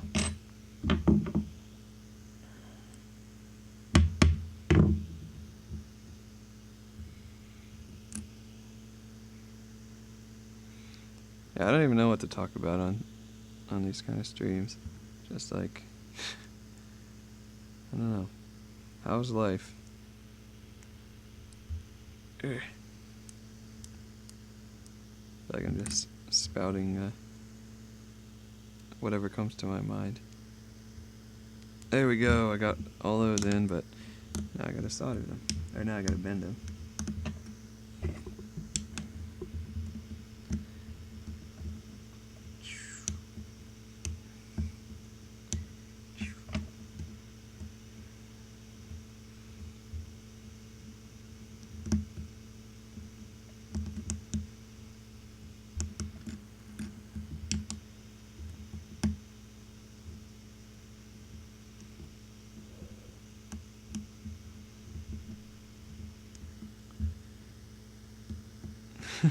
The invader? No, you're invited. When you do a live stream on the internet, you're inviting everyone. It's the most terrible idea ever, but that's how it is. Inviting literally anyone to come in.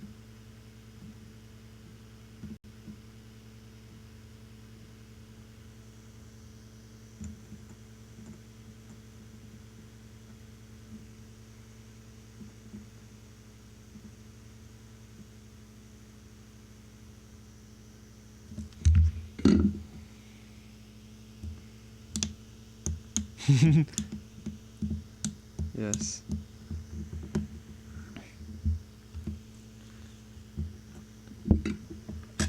Unless I make this stream pay-per-view, how crazy would that be?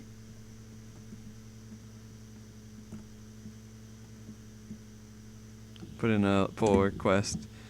Can we add DRM support onto Owncast? Because I don't want people watching my stream for free.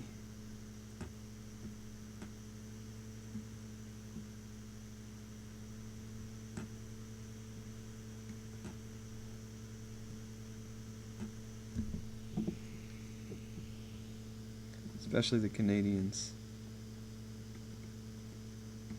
Just kidding. Alright. You know, I think I can test this now. No, I can't. I have to do one more thing. Then I can test it, but let me try this.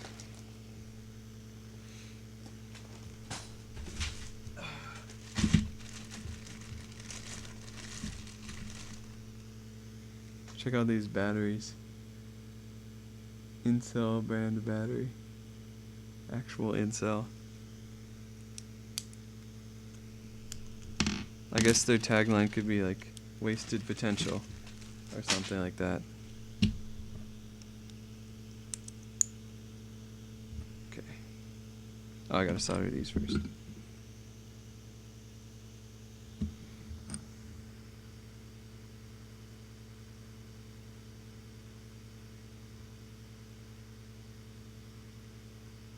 So when they're teaching you to solder, they say don't put solder on the thing and then paint it on. Oh, that's true. Don't monetize the Canadians. Don't put solder on the thing and then paint it on. But I have to do that for this situation here. Because it's really hard to show, but there's these tiny solder pads that I need to connect. I didn't make them large enough. So I literally have to grab old solder, try and paint it on so it will like smear.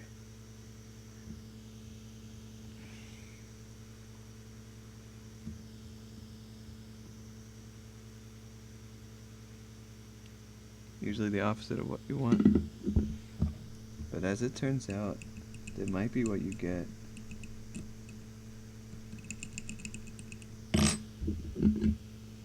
Oh, okay. Have you done any electronics, like breadboard even? Arduino stuff?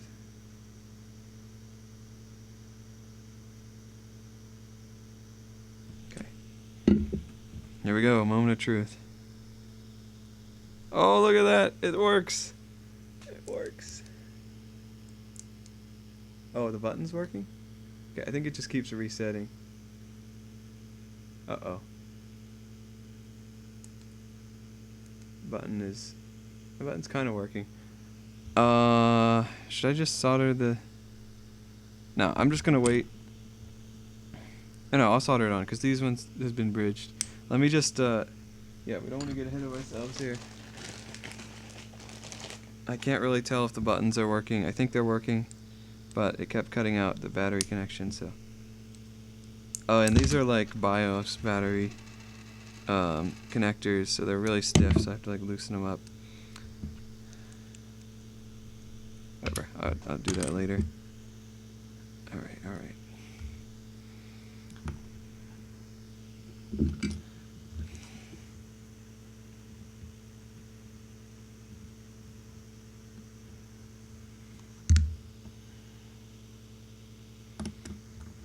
Yeah, this is fine. It's a little lopsided, but I think they all are.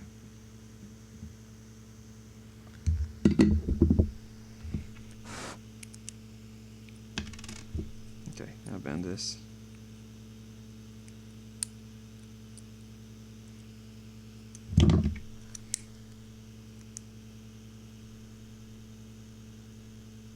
It's not really working very well. Oh, I forgot the resistor. Yeah, that 1 mega ohm, whatever resist.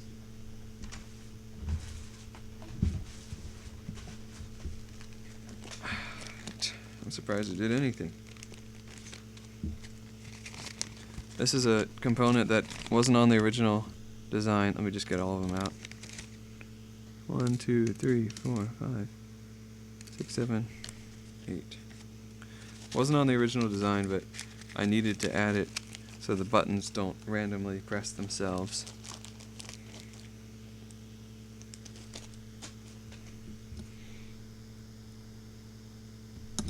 And I need to loosen this up because it's blocking that. Oh, careful.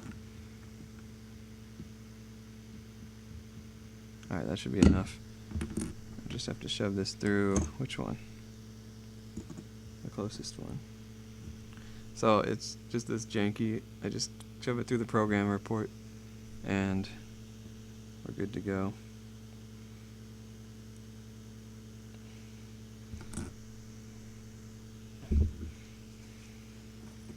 Then I have to prepare that.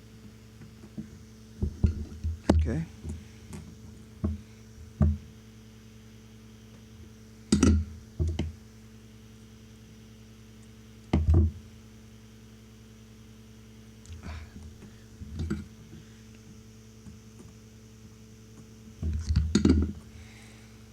I'll get the hang of this eventually.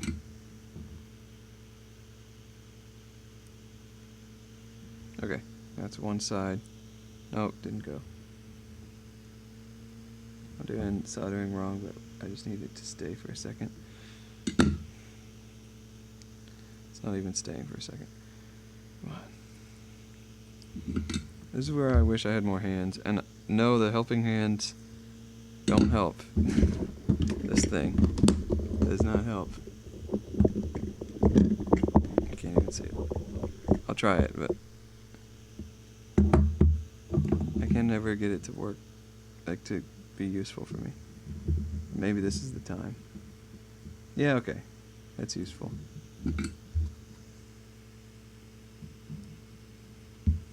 But now it went over into the next one. So I gotta cut that.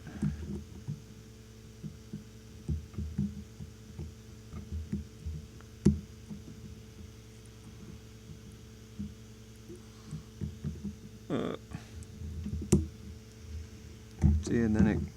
Okay, it's fine. Alright, it didn't go over into the next one. Ah!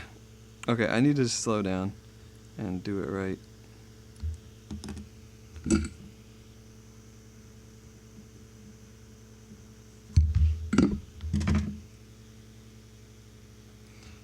Yeah, I can't do this for too long, but thankfully I've still got good enough eyesight and dexterity, so it won't last forever.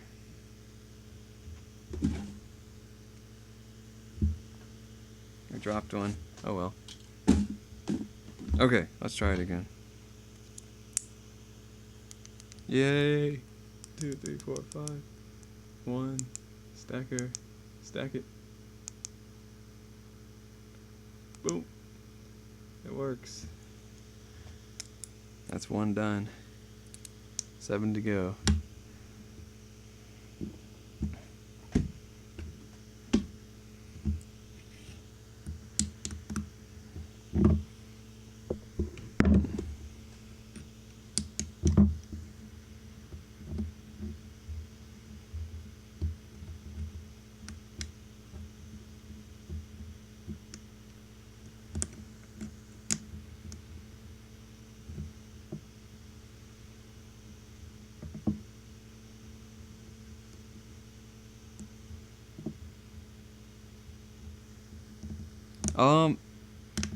They were like $1, so I haven't been selling them. I've just been giving them to people because I don't know. I don't need $1.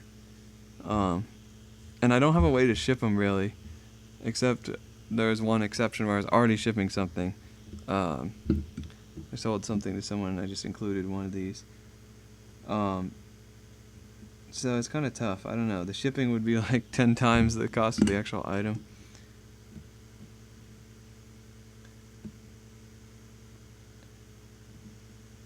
But I don't know, if you really want one, I can send one to you. It might take me a minute to get around to going to the post office and whatnot, but and also I don't know if you're comfortable with giving me your address. I do have an encrypted chat. I have a Element or Matrix or whatever it's called, and so we can communicate through that, but I don't know if you want to send a stranger on the internet your address, because I don't have like a third party to sell it. I guess I could list it on eBay, but it's too much work. I don't know, so I'm not really selling them because I don't have enough of them.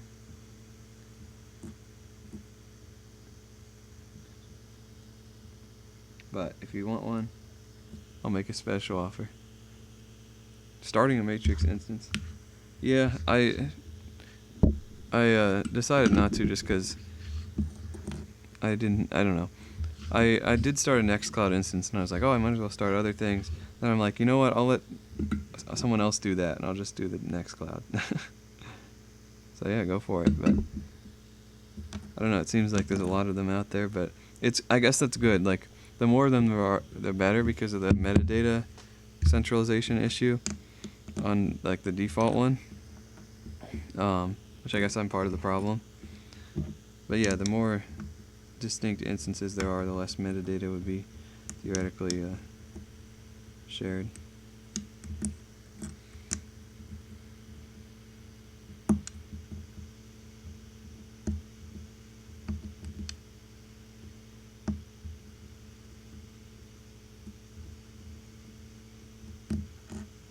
I think it's pretty crazy that everyone on Mastodon and the Fediverse is like a self-hoster.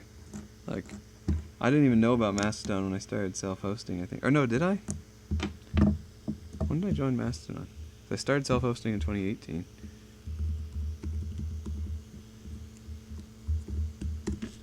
It'll say on my page when I joined, right? I joined in October 2017. Oh, okay. Well, I forget. I think I learned about Nextcloud before that.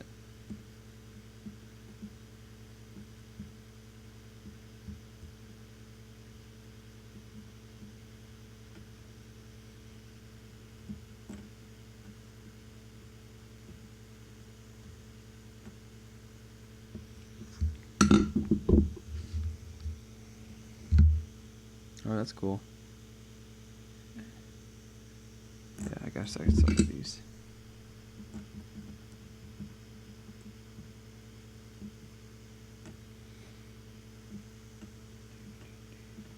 Oh wait, which podcast is it? So I've heard of a few of them on from Mastodon, so I'm not sure. Could be the same one. I haven't listened to any really yet, but just like previewed like one episode. Okay, that's all of that.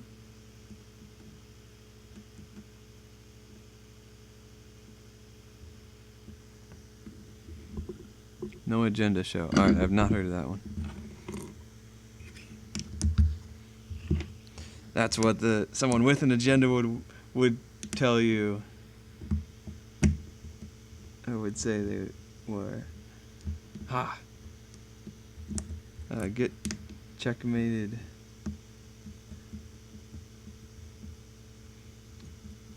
Just kidding though.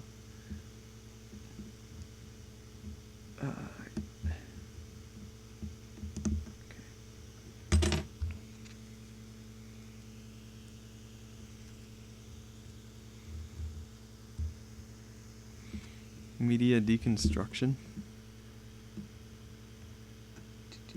Are you saying that's what I just did? Or that's what the podcast is about?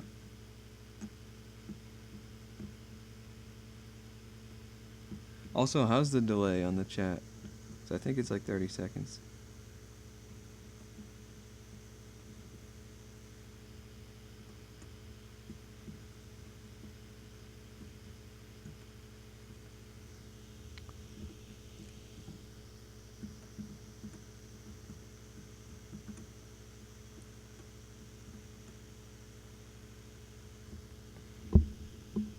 Oh, okay.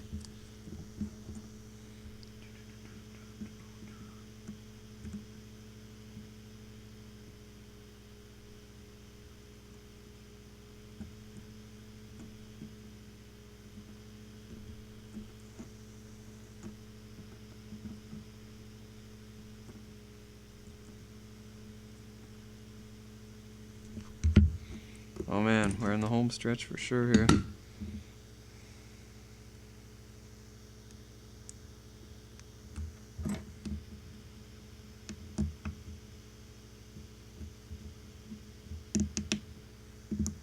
Oh, it's almost 2 a.m. Jeez.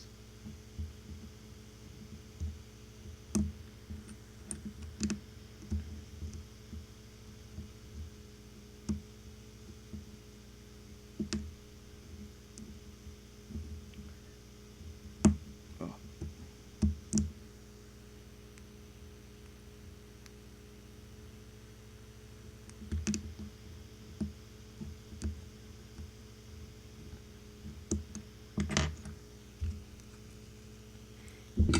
Oh no, you've caught me in 4K.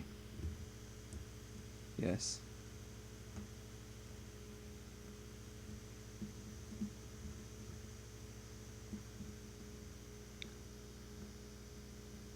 So at least that's what I want you to think. By telling you that.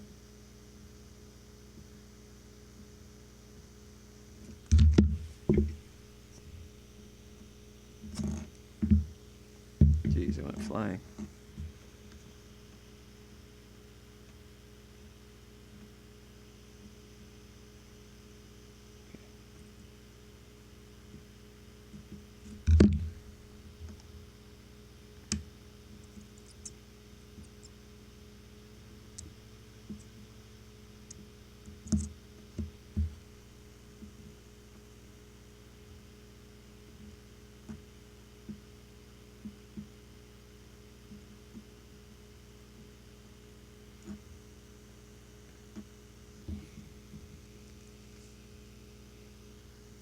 That's true.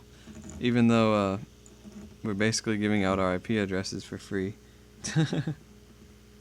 If we're actually like self-hosting. I guess you could put it in the cloud, but do you really trust the cloud?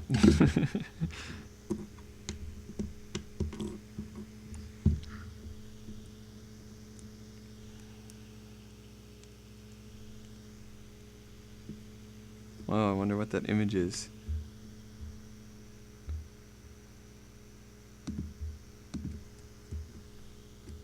Let me run it through a virus scan before. No, I'm just kidding. Oh, it's not loading. Let me open my lockdown browser.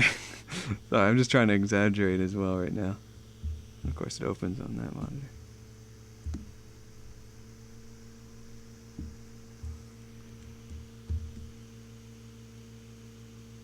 Ah, I see. Okay, let me see this. Wait, why is it all zoomed out? There it goes.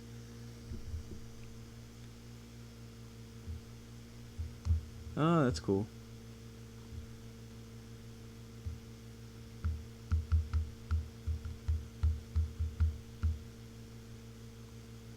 Jeez, Game of Thrones ended 3 years ago? Feels like just yesterday. Interesting. That's a cool bot. And it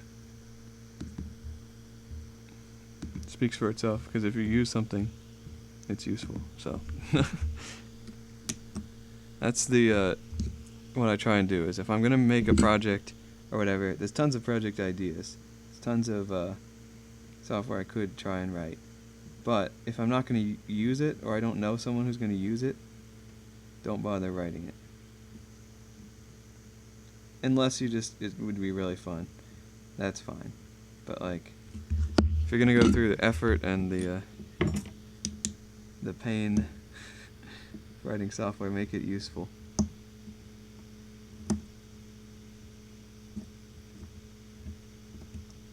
Or make sure you have a use case in mind. I guess sometimes I'll just like start experimenting, but then, you know, if I'm gonna take it further and making it to an actual thing, gotta have a use case usually. Like these things, the whole idea is that it's a good gift, because I don't know what to get people as a gift. Yeah, and if it's just you that uses it, that's fine, because no one's gonna know all the commands in and out like you would. And so if unless they don't know how to write a bot, then they would just write their own bot if they wanted all that stuff, or they could, I guess, learn yours and then add to it or whatever. Because, you know, duplication of effort's not very fun. But, yeah, it's cool having, like, your own bot, because then you just customize it to whatever you want. And you don't have to worry about generalizing it. It can be faster to code up. Of course, it seems like it's... I don't know how it does the disk usage, but you probably, just whatever it's running on, it lists the disk usage of that, so other people could probably use that. Also, I think I'm at like 90% of my 1 terabyte.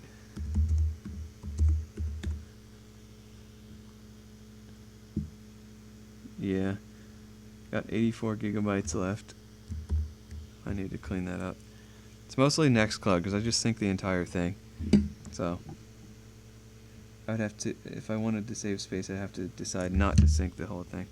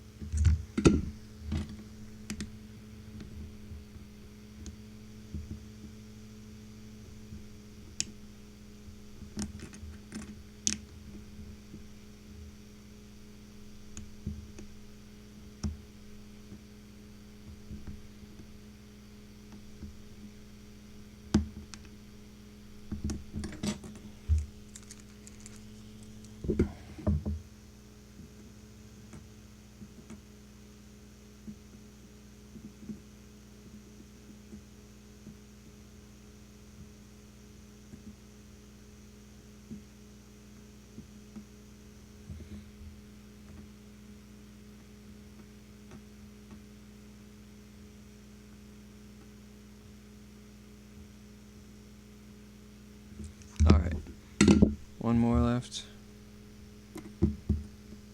This is the annoying part when you're so close.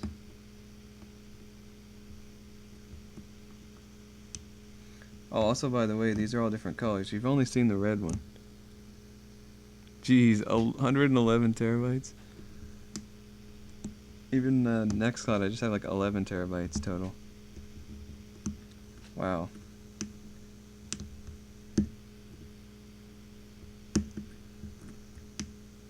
I've never talked to anyone with that much storage, I think.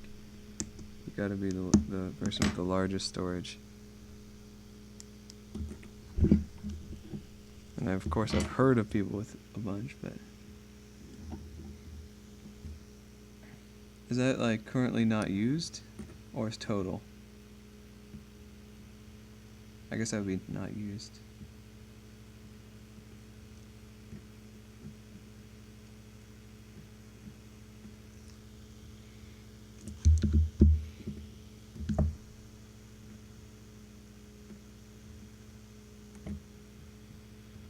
Jeez, that is insane. I mean, I use ZFS, so if I wanted to, I could buy a SATA card, SATA PCIe card or whatever, and go crazy. Total available. Oh boy.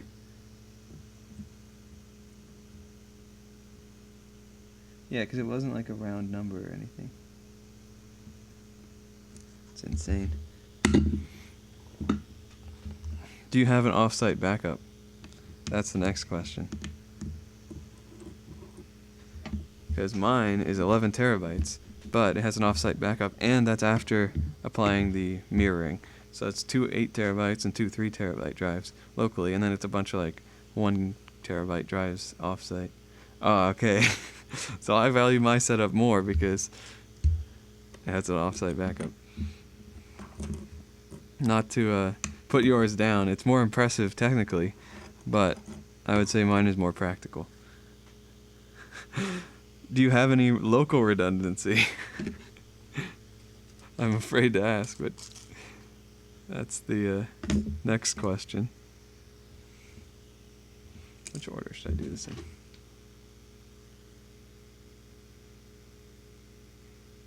Resistor, bridges, and then battery cases. Okay. I'll do the resistor next. Alright, that's good enough, I guess, for if it's just for some applications, but of course an off-site backup's always better. You know what? This thing is actually useful. Not for surface mount, but for this one step. Can't deny the utility.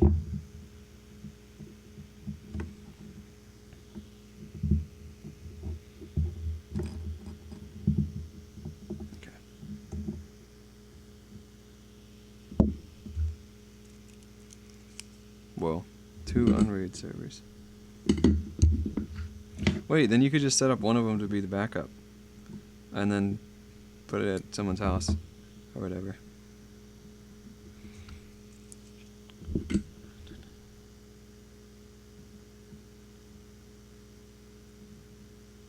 Oh, actually another thing I heard of, it's this thing called the storage network. Let me switch over here.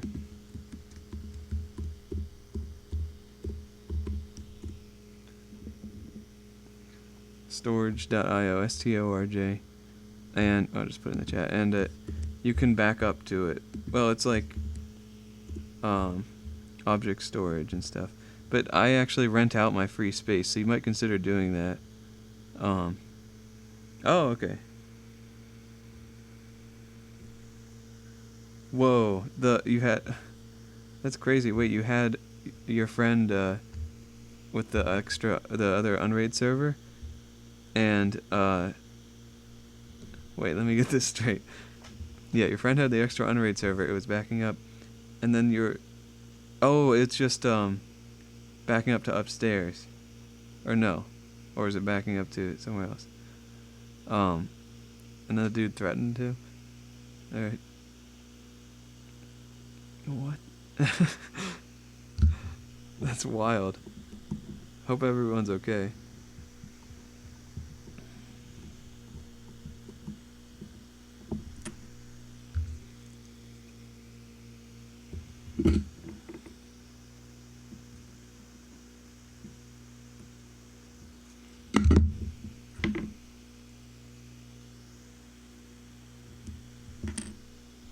Ah, dropped another one. And another one. Oh, okay. That's good. Jeez. Crazy stuff. Yeah, okay. Yeah, life is more important than data, for sure. Well, did you look at that? I found both of them. I just like to keep these extra little clippings. Oh, I'm still on that scene. Extra little clippings for random stuff.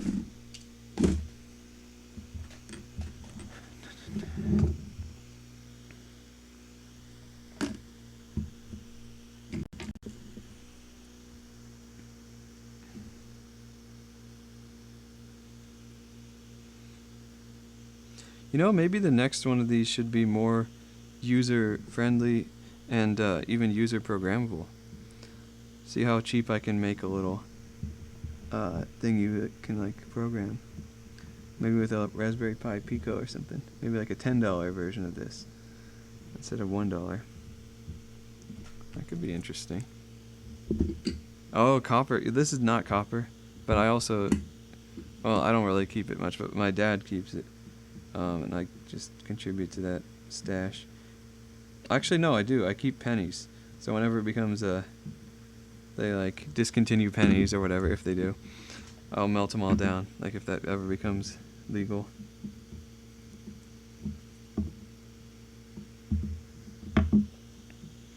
Oh, did I ever redo that other side?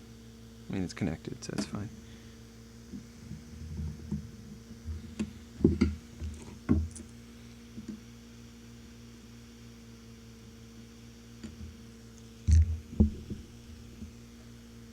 Oh yeah, that's interesting. I didn't hear about that. I heard they discontinued them in some places, but I didn't know Canada was one of those places. Yeah, it definitely seems smart. Like just round to the nickel. I mean, you know what? People would you made a brick of copper. Wow, that's so wild that you actually did what I was planning to do. Well, I wasn't gonna make it into a brick. I was just gonna like. Well, I guess I would. If you melt it down, you'd have to make it into something to sell it. I didn't even think that through, but literally did what I guess I would have done.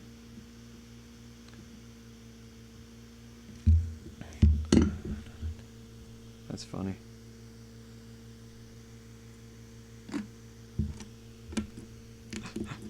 Imagine putting that brick like in a building. You just have like all these normal bricks and a copper brick. Wait, did you go to the bank and be like, can you store this for me? And they're like, where did you even get that? Is it just because we discontinued pennies? Wait, when did they discontinue pennies? Was it recent?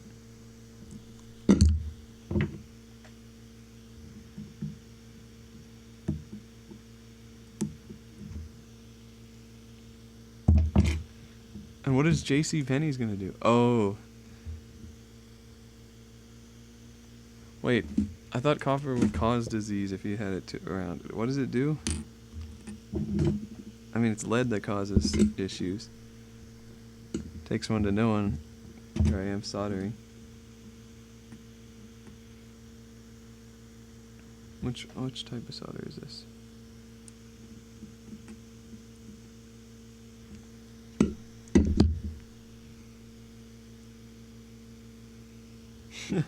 The house, chunks of the house. That's just crazy. At that point, just, yeah, whatever. I don't know.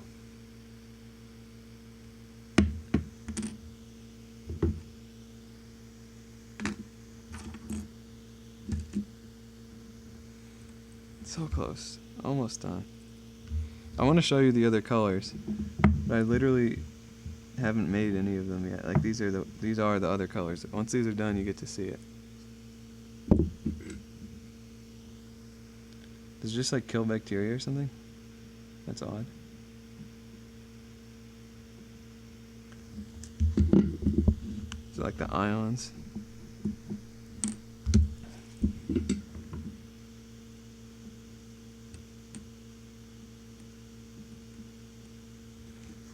this too much solder.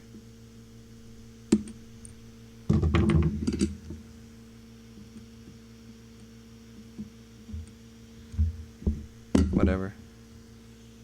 No one cares. It will function normally.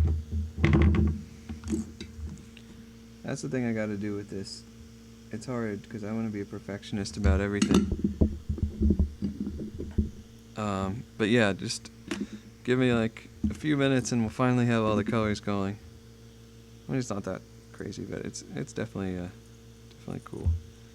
That's my cheap trick to get you to stay on the stream and boost my non-existent analytics. Because Owncast just keeps track of the view count, not anything else. Or like it doesn't matter. Like it keeps track of it, but it doesn't matter.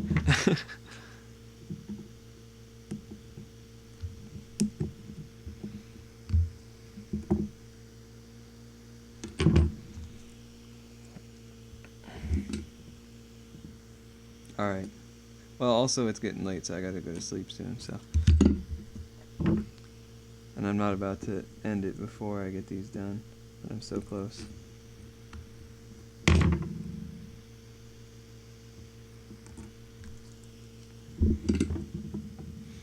Oh, also, can I follow you on Mastodon? What is your Mastodon account? Or do you have a different one?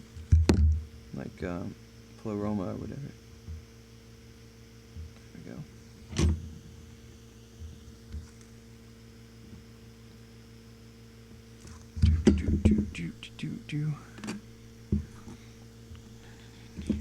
You don't have to give if you don't want, but just curious.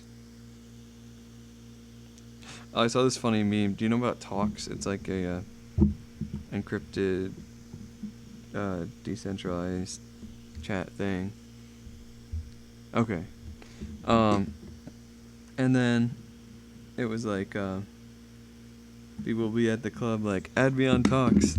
And then it listed this giant like hash of like a Talks thing. That's why you have to type in to follow someone on Talks. It's pretty funny.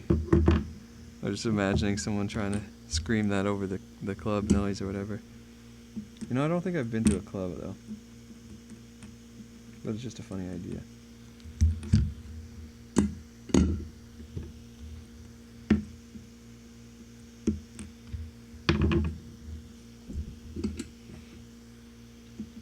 Yeah, but the concept would apply to any sort of like eclectic form of communication that's like super secure in theory, but then no one uses it because how are you going to add somebody on there?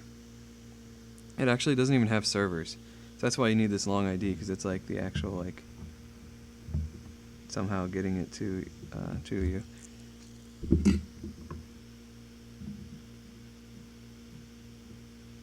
Like when if you have an account on your phone and your phone dies, like your storage is wiped, you'll lose your account and all your contacts. So what you got to do is like back it up to another device and like keep it in sync somehow. Or I think you just log in on another device and it auto syncs.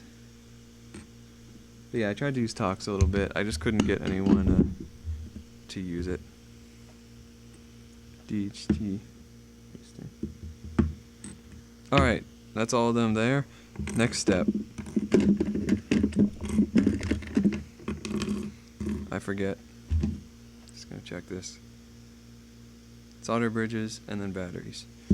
I just like to know what order I did it in, so I do it the same order. And because like if you put the battery case on, it becomes hard to debug, just in case there's any issues. This is not like a weird part here, where we have these solder joints right next to each other, or pads.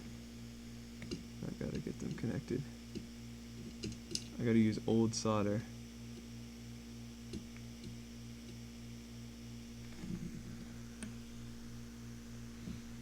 Because it doesn't have the flux.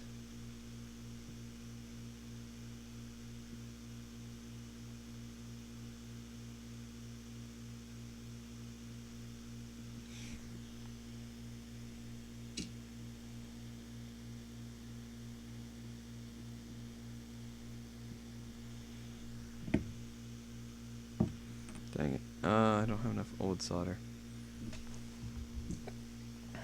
Guess the other option is to use those leads or whatever, or just wait for a second until the solder becomes old.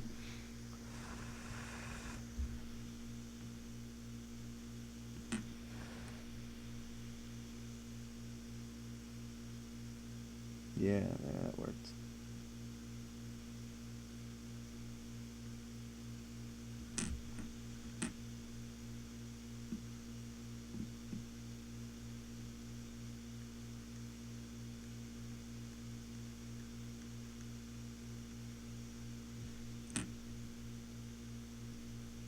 Ah, I bridged too many.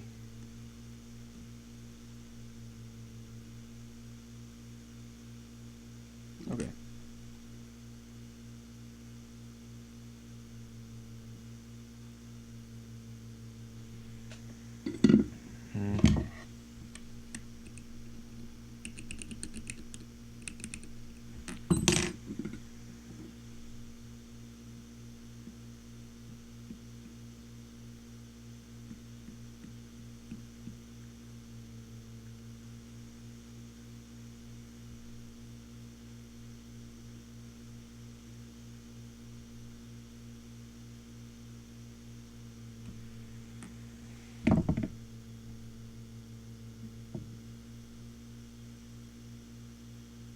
I think that should work.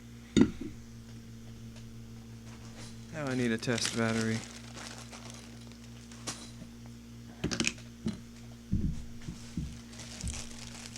Might as well grab a bunch. Okay. Yeah, I wasn't reading the chat for a second there, but thankfully I didn't miss anything.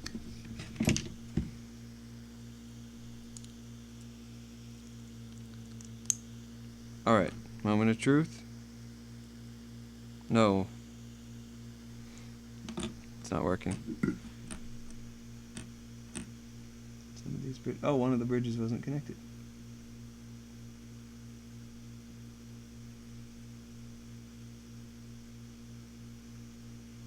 Well, it could just be one. I think it's two bridges, though. What?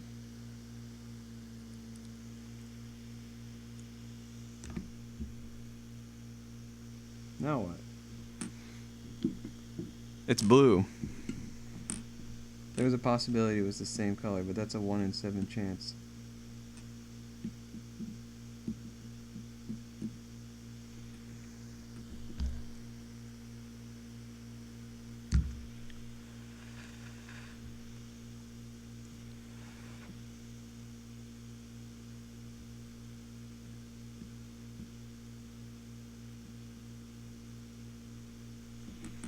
Is this even... what's going on? It works. Check that out. So the battery's like disconnecting, and yeah. Can we stack? We can. And we can go back. We can stack and we can go back. Oh, you have to type that in like... so I didn't get the... you have to type it into here. The commands only work on this chat room for some reason. And I haven't migrated that one to the new site. It's a whole mess. This stuff is a whole mess, but it'll be back eventually. Either way, this is awesome. Blue one, done. That's 2. Oh, I gotta solder this in. Whoops. Yeah, we're good. 1 in 7. That's pretty funny, actually. It was so such highbrow humor. I didn't even understand it. It was on a level I couldn't comprehend until.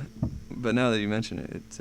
Oh, actually, I'm gonna do all these bridges because I have the solder queued up here.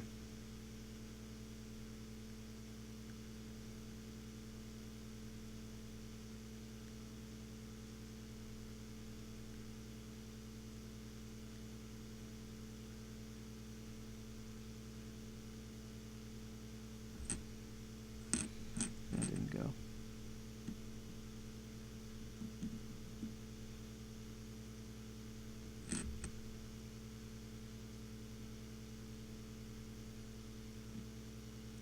This is like one of the most annoying parts here.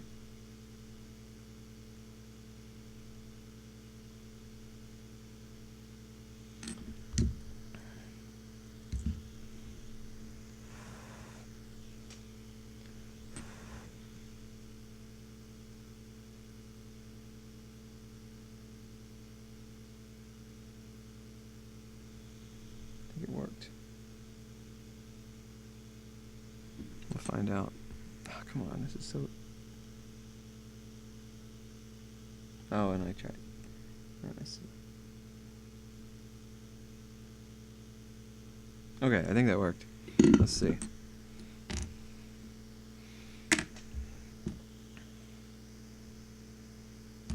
What? Oh, the batteries. Here. Alright, what color is this one gonna be? I think it'll be green. Oh, it's also blue. And I'm also missing a bridge. What do you mean? I mean, it's just, the only other option would be to reprint these, which would require even more patience, so. And it's like, I know it works, and so that's what keeps me going. If I didn't know if it would work, I'd be way less patient.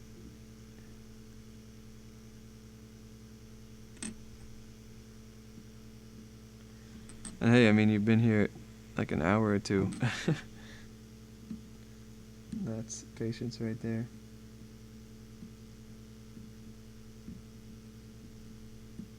Come on. I wish I could remember which lights being broken corresponded to which pads. Because as it stands, I'm just like resoldering all of them. Or like the ones that look bad. Didn't work.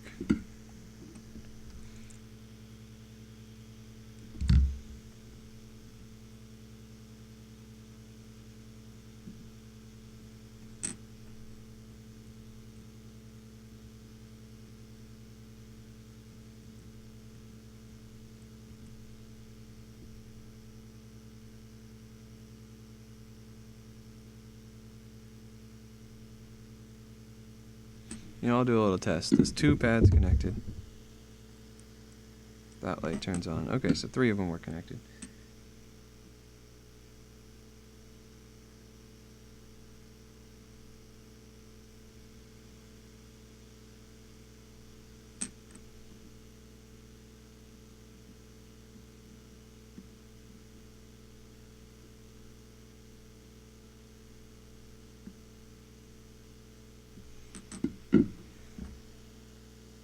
Yay! That's another blue one, though. When I deal with small electronic stuff, I usually break it and throw it out. Well, maybe I won't want to send you one of these then. I don't know. I'm just kidding. I'll send you one. Let's see. Alright, nothing to do but this one. Next thing.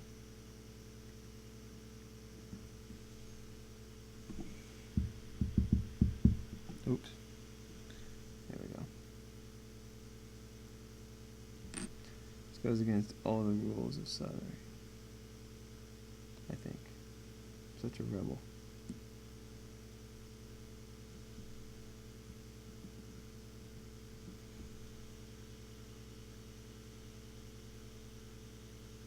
Oh man. Not even working.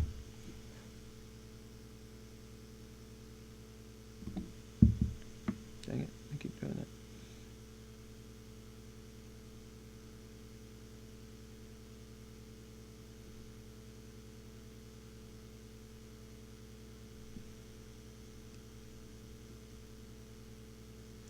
I wish I had just connected these on the board, because then I could make a test board where I cut them, and the rest of them it would just be connected.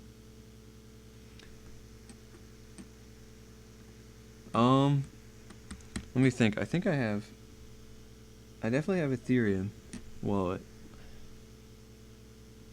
Ethereum would work better, but you don't have to. I mean, I don't need any, yeah.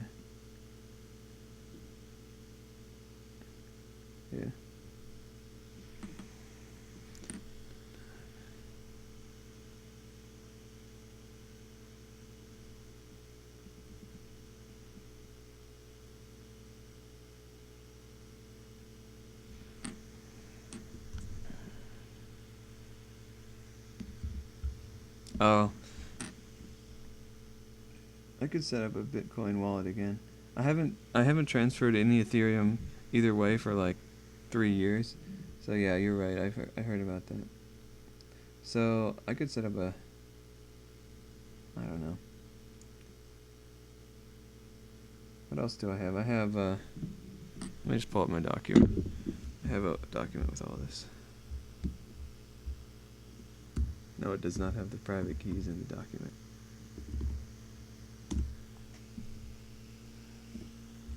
Okay.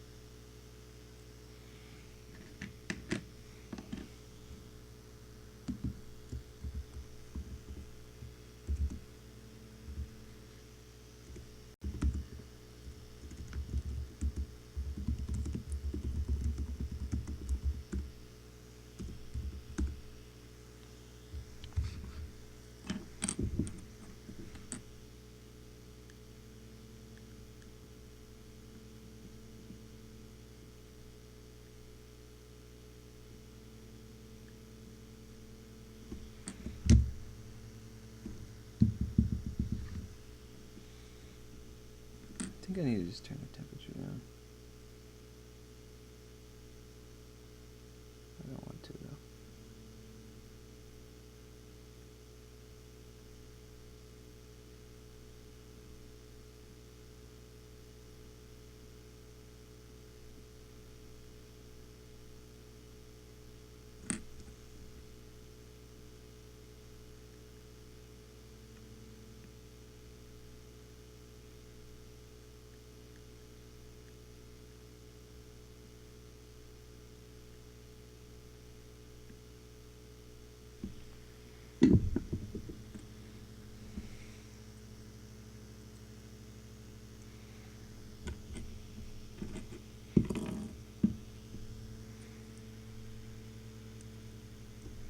What am I doing? Alright.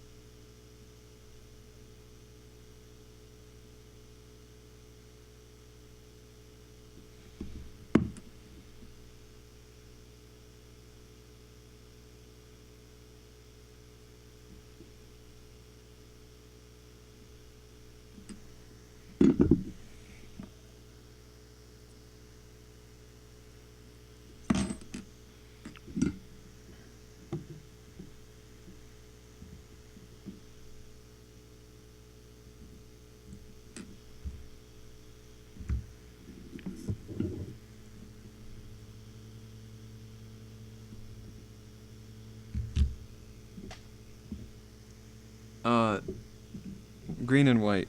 You actually did miss the white one. So I got a red one and then I got another white one. Here we go. Whoa! This one's pretty cool. Just really bright. Oh, it's kind of blue on camera.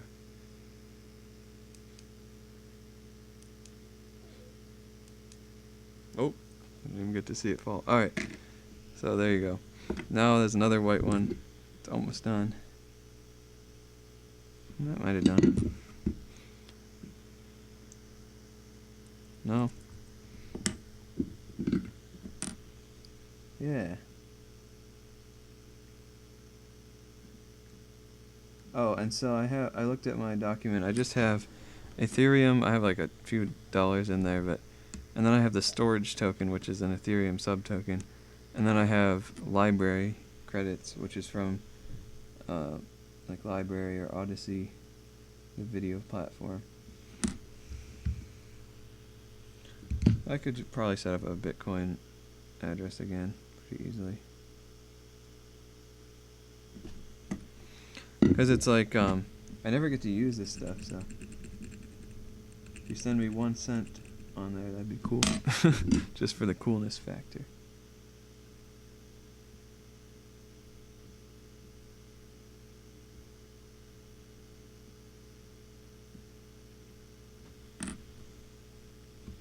Okay, I redid 2 of them. So close. No, it was one of the other 2.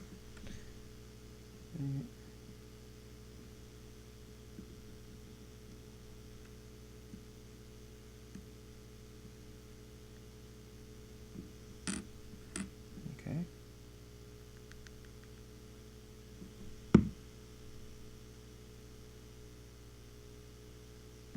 Maybe. Yay! It'll work. I don't know. I'd rather not use PayPal. I'll just set up a Bitcoin thing. Just to have it as well, you know? You don't have to send me anything.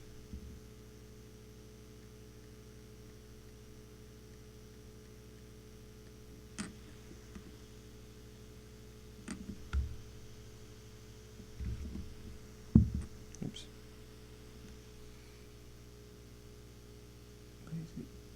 Please work.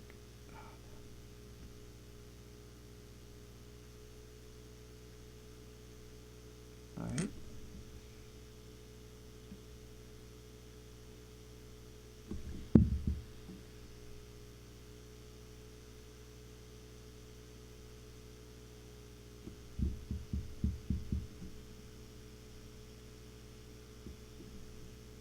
Oh, I undid one.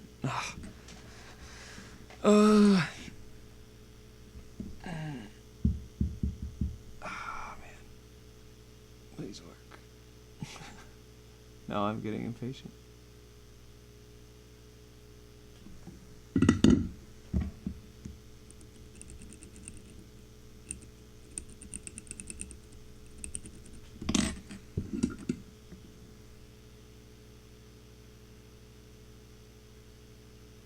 Oh, and when you said the shop, you just mean like the store, or is it like a machine shop? Because that's, I don't know. Probably the store. What am I saying? Uh-oh, it's not working.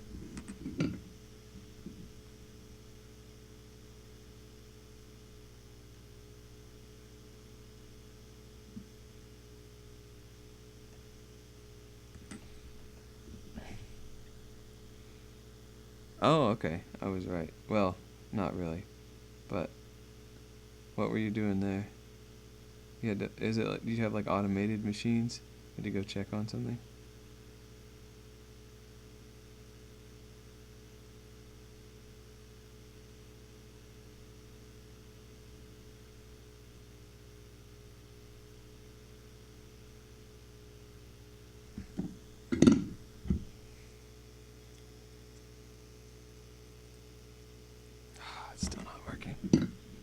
Probably these.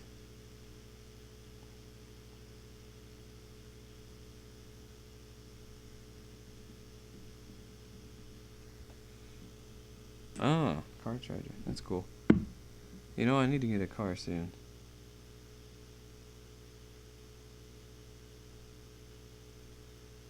Maybe I could get an electric. I don't think I have the money for that right now.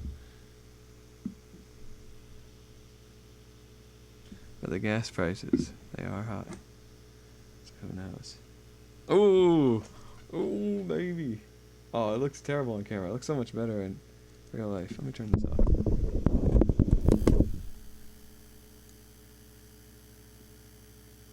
Yeah. Alright, let's check the button functionality. Dang, I can't hold the battery.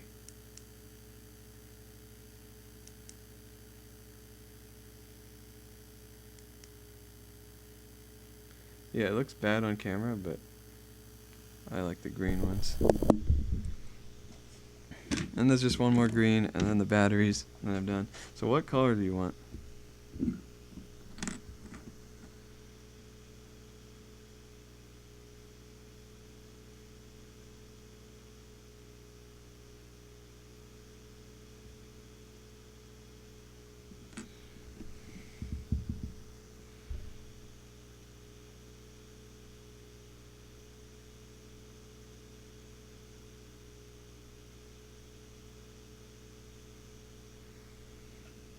Blue or green? Nice.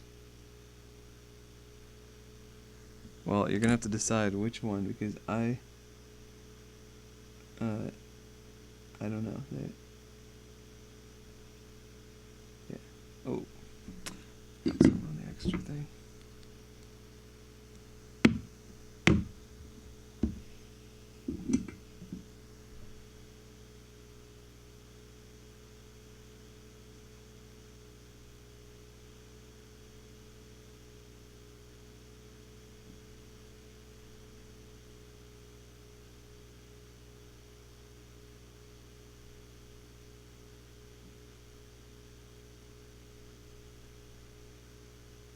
Okay, let's see if it works. Alright, green it is. It's the one you had to wait the longest to see, you know? Oh, none of them are working.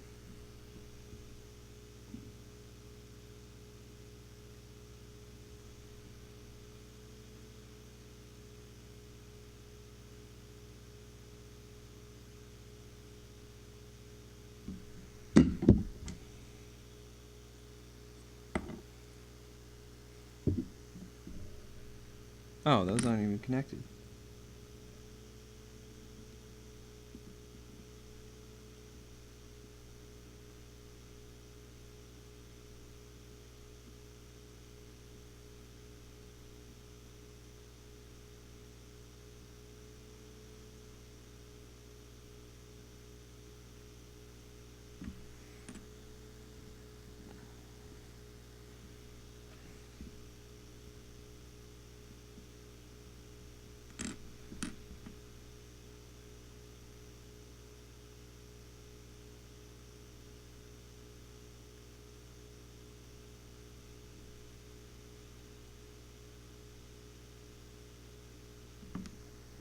Unfortunately, I have to get new solder, even though I was so close. Does even any of these turn on with this? Yeah, so that's two are working.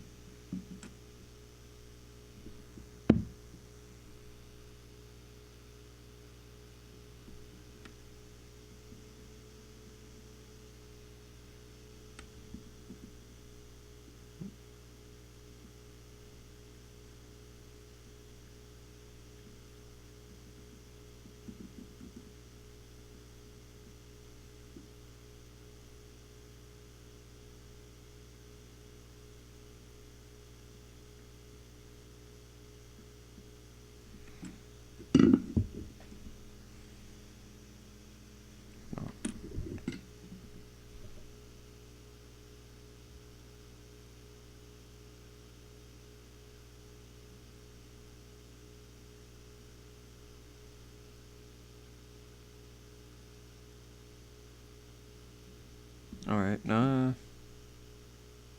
It's not quite connected. Yeah, look at that. Woo, this one's yours. Alright, alright. Batteries, and we're done. Also, there's a big spike of solder extra. There we go. Alright. Very awesome.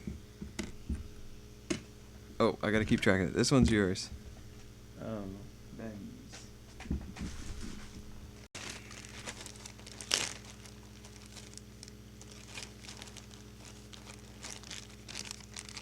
I'll just solder the battery thing real quick.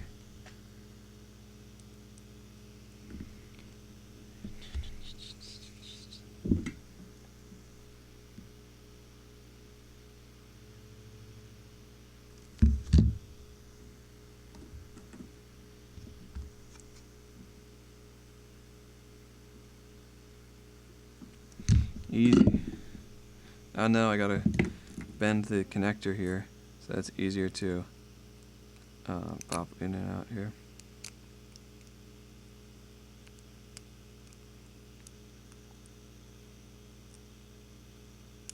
That should do it. What? Oh, I put it in backwards. Luckily, I do have a diode on there for if I do that, or if somehow there's a reverse voltage, so we're fine. It's just really annoying. So congrats. Yours is the most scuffed. Probably. Unless I really messed something else up.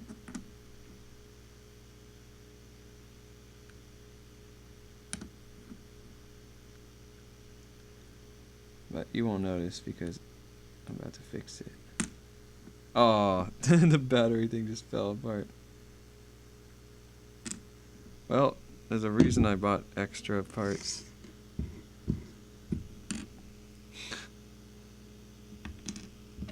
Oh no. Yeah. CR2032. Coin cell.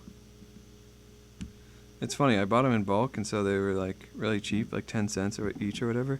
But if you buy them singular packs or whatever, just one at a time, they're really expensive, like $1 or $2.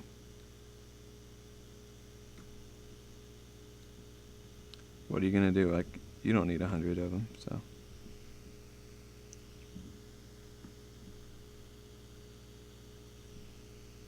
Unless you do. Because they do probably go bad eventually, so you don't have extra.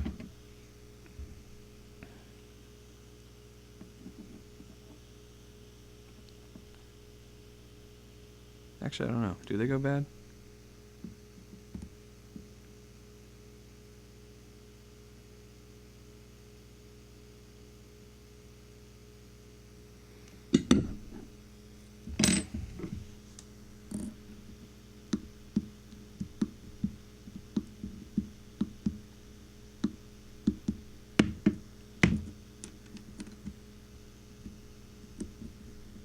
Yeah. So, I mean, these are already kind of old. Like 5 years old, these batteries. So, they could just die right away. Alright, double check. Yep. There's like an outline on the board to help me not mess that up. And I think that's the first time I have messed it up.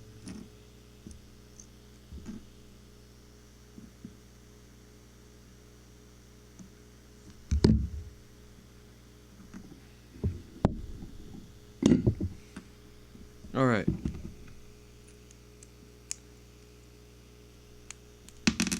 Forgot to bend this one, but it still works, so that's good.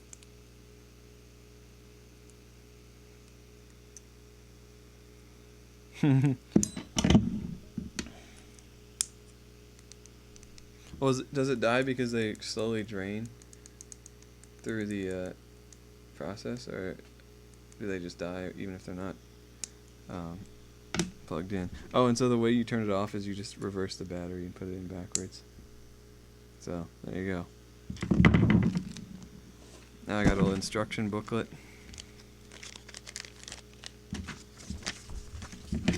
What I'll probably do is just fold all the booklets up tomorrow, but I want to get all the battery things soldered so I don't have to do that tomorrow.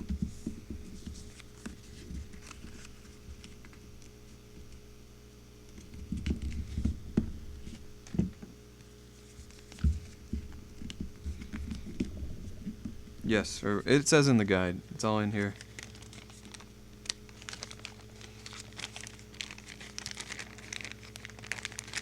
Boom. Here, reach out your hand, grab it. Now the annoying part of going to the post office. All that stuff. Let me make sure right now that I can get to your IRC and all that. Let me scroll up. Find that. Alright, mcgoo.net.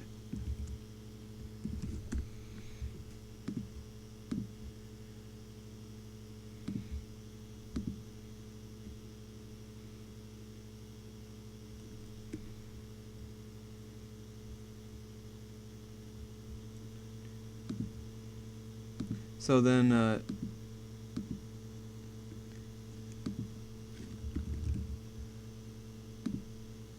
we go. Just join the channel. And I'm assuming once I go in there, I think if I remember correctly, you can like establish a password in IRC after you join. Yeah. There we go. Cool.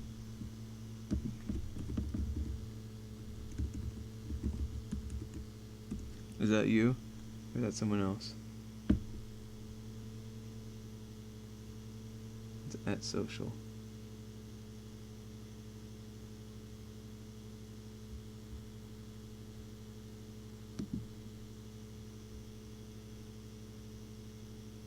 Oh, I see.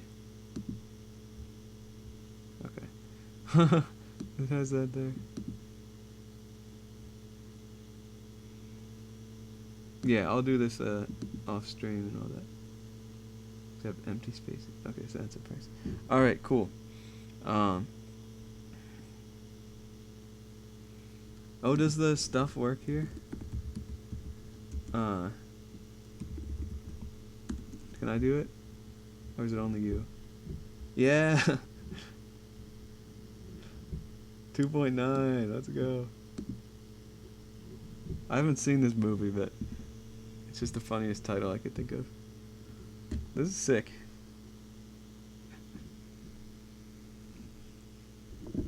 Alright, well, let me just keep soldering these, get the stuff done.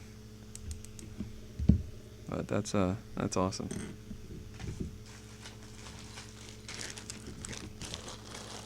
You know, there's no way to do the chat without JavaScript, but we could definitely do it with IRC. Like, we could implement that. Like, right now, there's no way. It's not impossible.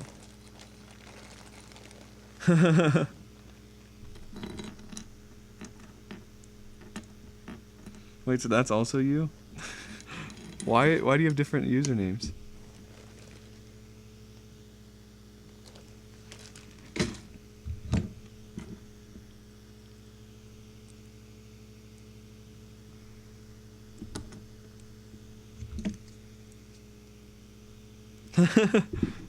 Oh, is it different devices? Okay, that makes sense.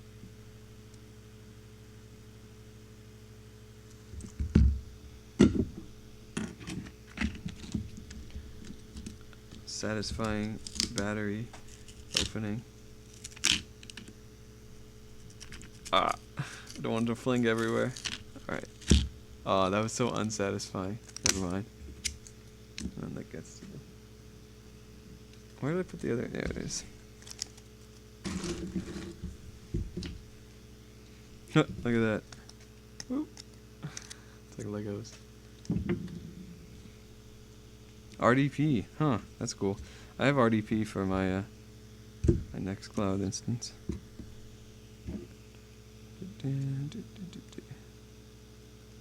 Used it to like import a bunch of mass import a bunch of files to Nextcloud.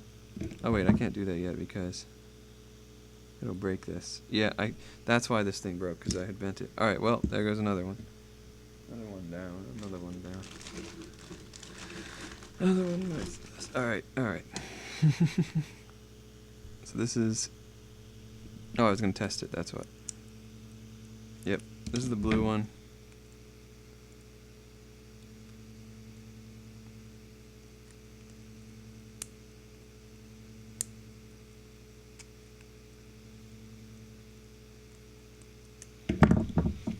See, this part takes a long time, like longer than you might think. It's like, oh yeah, they're basically done, but then you have to still bend all these, and you know, I'm just gonna get it done though. All right, that's enough give.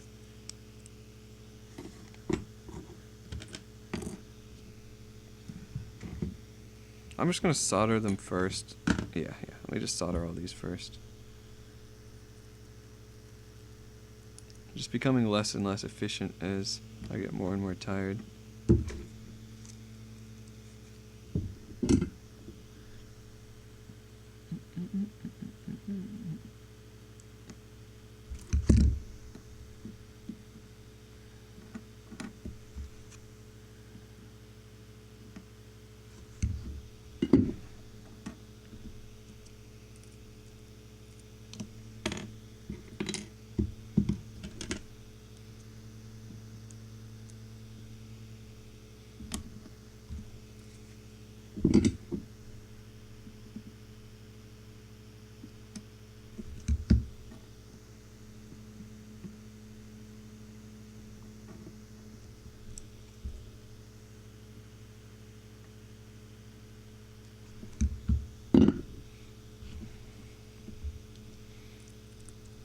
Wait, so you said you found me through a Owncast bot, but were you trying to add the Owncast bot to your string of bots, or like your aggregator? So will I be able to do like Owncast and then like search up different things?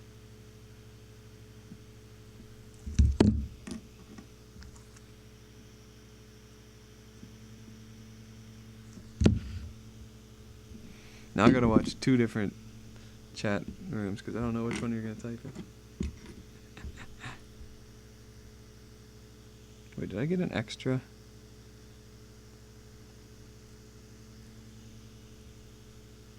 No. Okay, so you just found it. Browsing. Alright, that's cool. Because I don't really know how you would aggregate that. It doesn't seem like the intended use is just follow the bot or the individual stream, and then you get notifications and you're good to go. Or just view the directory, but not everyone's in the directory. Only the cool people like me. That's what I tell myself. Which chat? I don't know.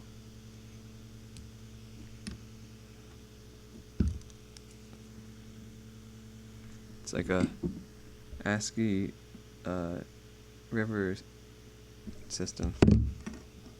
They all join in together at some point, but that point being in my brain, because there's another one in the other chat. The bot posts tweets. Ugh, Twitter user.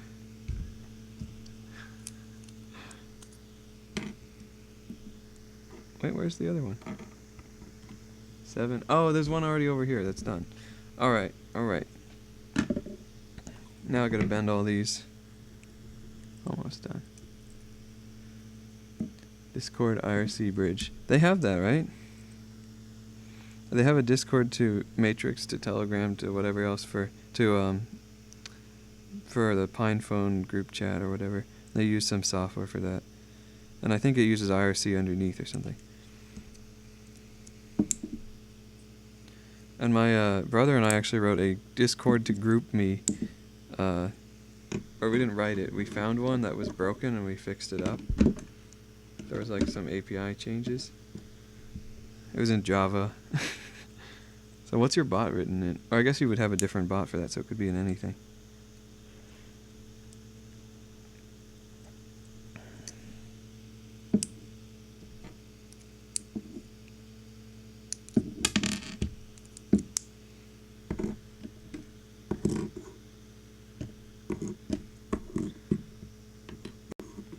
None of my placement of any of this stuff makes any sense. I'm just throwing things around randomly.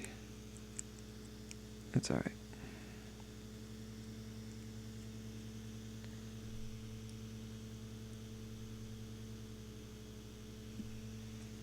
What's MSL?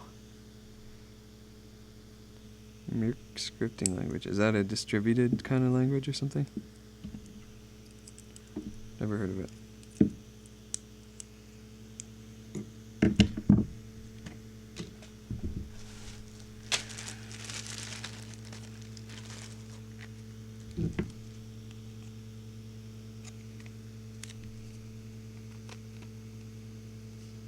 Is this? Yeah, I need two.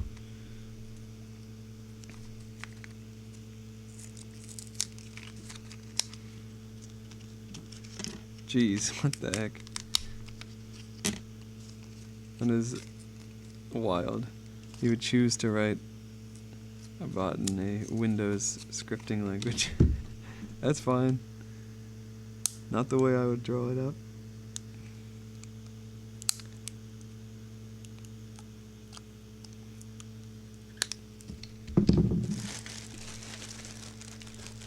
Oh. I didn't see the IRC chat one. Sorry, I didn't mean to insult you. Or maybe I did, I don't know. It has nothing to do with you, it's just your choices. That's the only thing. No, that's sorry, that's me.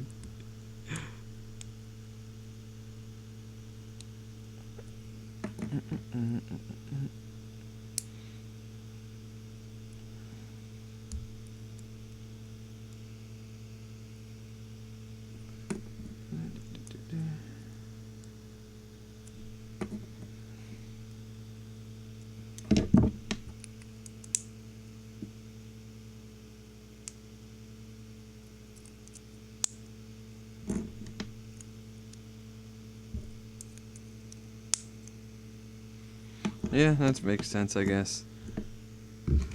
I mean, I guess I can't be one to talk. I used to write things in Scratch. Have you heard of Scratch?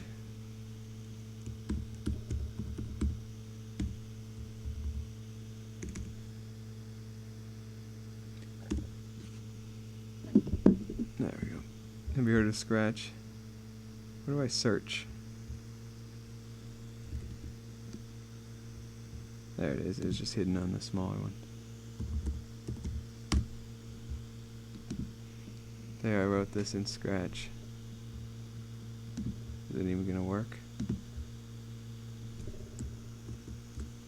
Turn off dark mode. Nope, it's not even working on here.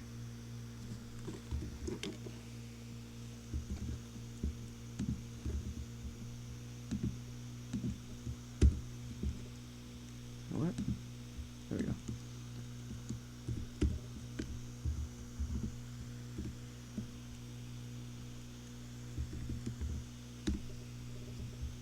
There we go.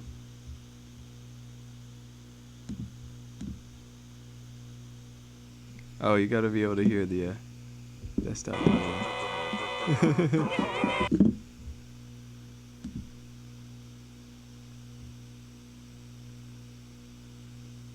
See, I can't really do it reaching around the side of a trackpad, but what else we got?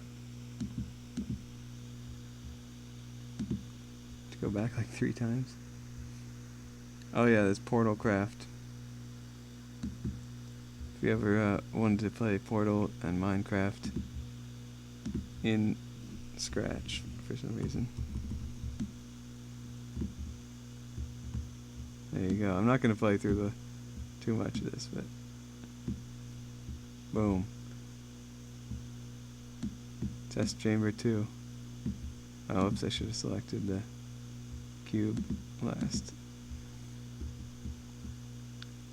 Boom. Anyways. Alright. Let me just do a little bit of cleanup here. Do I have something to put this in? Not really.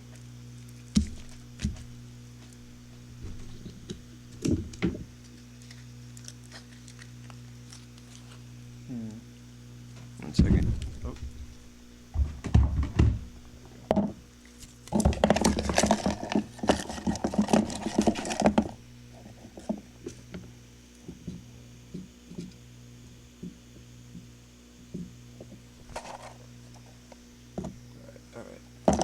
And I have recycling. So that one's yours.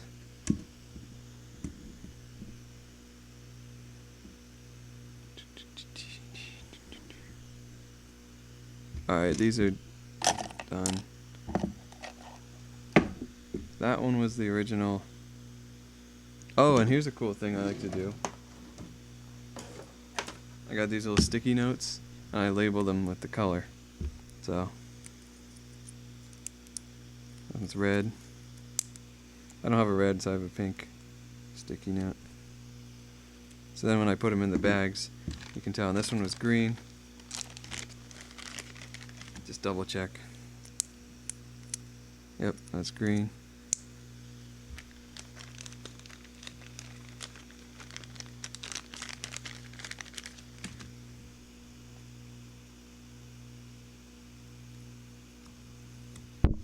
So I just put a green sticky note.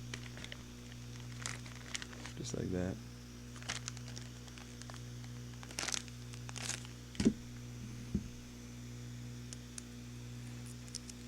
This one's white, but the white LEDs look slightly different. And also, you could just put no sticky note, because all the others are labeled, so that's what I do. That one's green.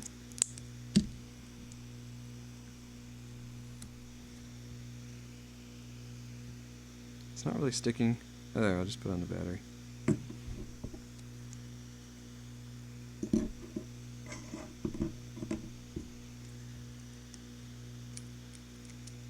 Red.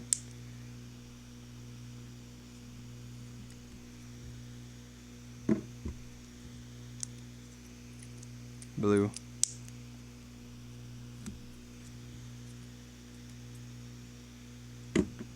Yeah, it is blank. Oh, what is it? Tête d'œuf.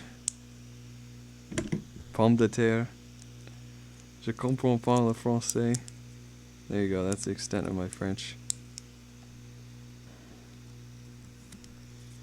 Alright, that one's blue. This one must be green. No, this one's red, because I had a red already.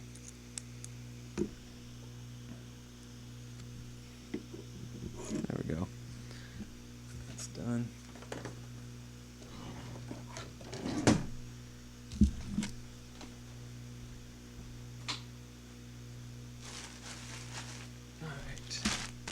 Done. These are all some of the broken ones.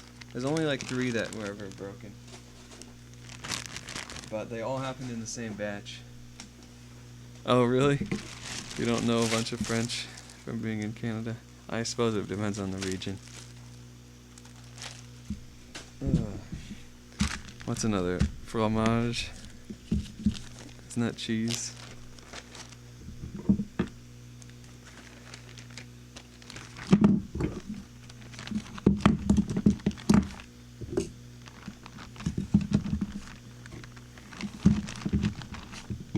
Oh, let me show you something cool.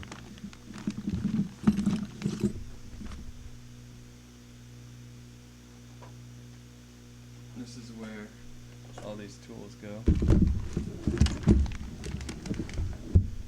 One of these DeWalt boys. There we go.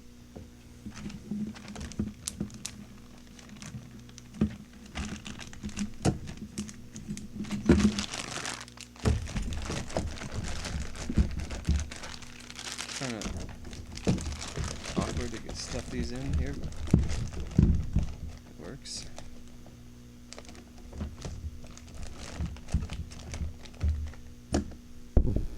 Boom.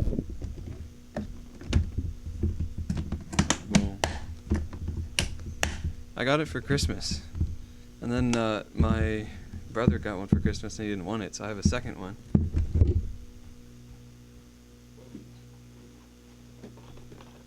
This one's computer stuff. Well, you can't really see it at the same time.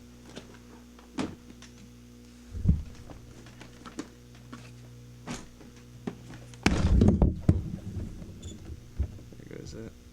Bunch of hard drives and USBs. Raspberry Pi.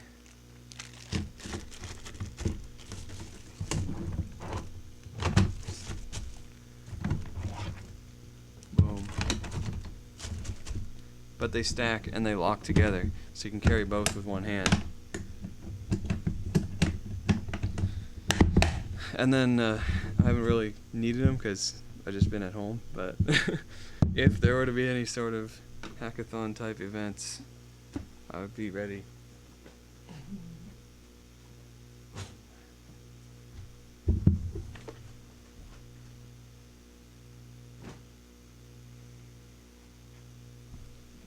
I guess they have events, but ooh, yeah, the Raspberry Pis. They're pretty cool. I actually have one. Let me just demonstrate.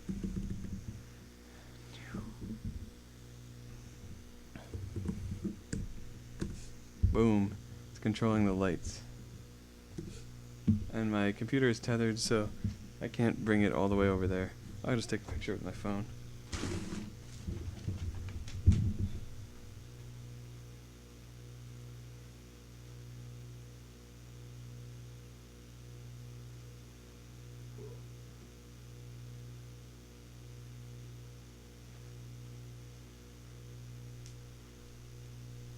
There we go. So it's like a Raspberry Pi Zero and a servo. So this was an actual hackathon project. That's the last hackathon I ever did in college, was to get a servo, and it's like a little 3D printed piece that just screws on there with the light switch, holds the servo. And then you can see there's a bar glued down there because I didn't know where that needed to go. There's also a button that I added later on, so you can actually flip the light switch normally, or like without the thing. Then there's the Pi Zero.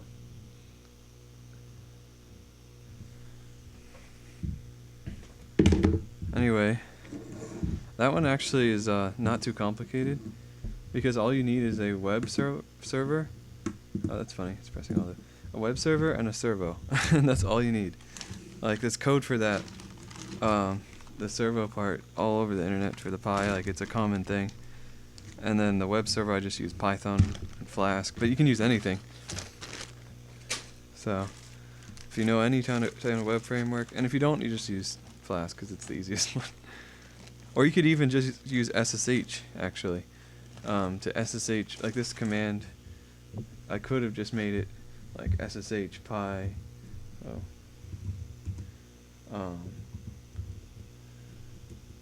Whoops. I called it armpit. It's OM. Oh well. I don't remember. and then run the script. Like, I could have just done that automatically, but yeah. How many of these we got? 2. I'm gonna need to print a lot more of these. I'll put them in bags. I don't want them to lose them.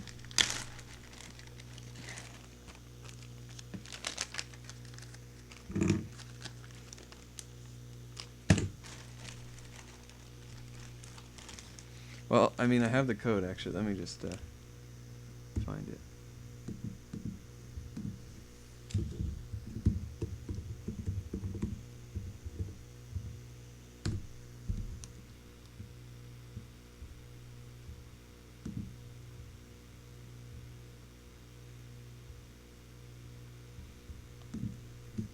Here. Where's the chat? Let me just close this.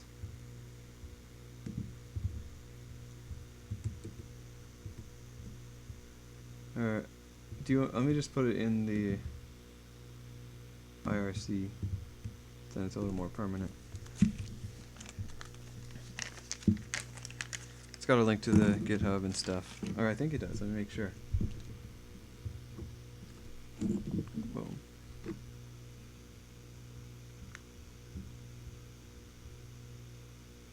No, yes, it does, it's Codeberg.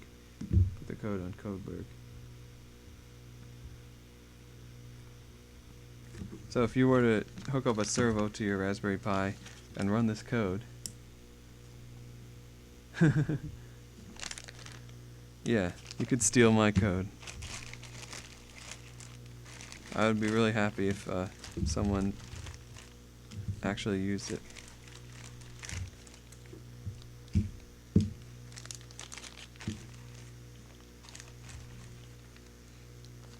One, 2, 3, 4, 5, 6, 5.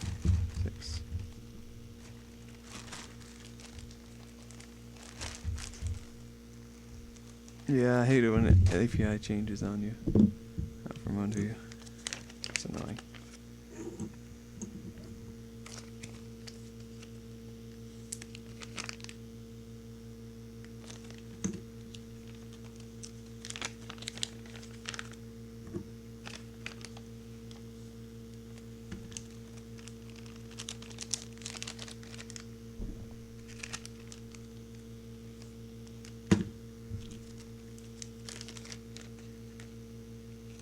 Whoa! I could get free whatever the heck. Wow. Get banned. Get banned Rooney from chat. Boom. Oh, it doesn't clear the everybody spam stuff. Oh, it must have in Owncast chat it's always doesn't let you spam it. So I have to wait a second for it to time me back, or for me, because I got timed out. But don't put too much stuff fast, because you'll get or just type a really long message. I wonder what the length limit on the messages is.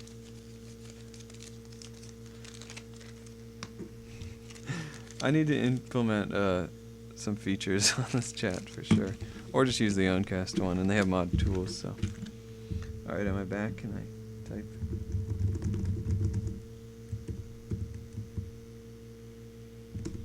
There we go. Check that out. I feel like I'm working at an Amazon warehouse with these crazy hours. Oh, I don't want to put these away. I gotta put the put these in there. So I gotta print out a bunch more of these.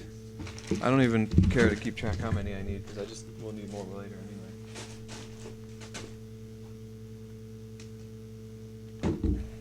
Alright, well, suppose that's about it. I'm gonna go wash my hands. Actually, I'll be right back. I'll wash my hands and then... Oh no. Yeah, it's crazy. I mean, I have a friend who, his brother works there, just temporarily, but he said it's pretty crazy already. Wait, what's DC's?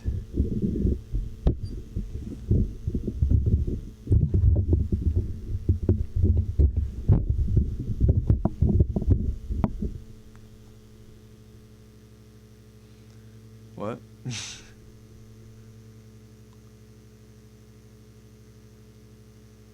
Oh, okay. Yeah. That's where he works.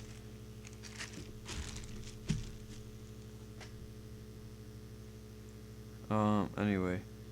Let's see. I'll be right back. I'm just gonna wash my hands and I'll be right back.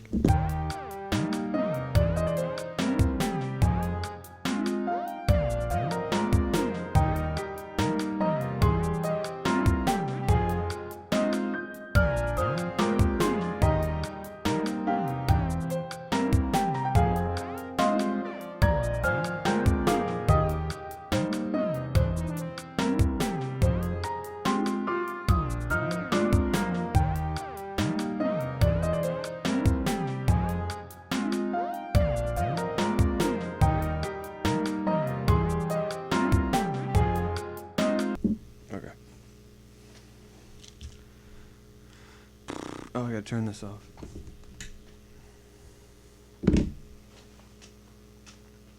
And I have tons of stuff open. I gotta close. I'll just do that after I end it. Alright, well. Oh, someone has joined the chat. I apologize, but we are about to end. I will give you a quick demo though.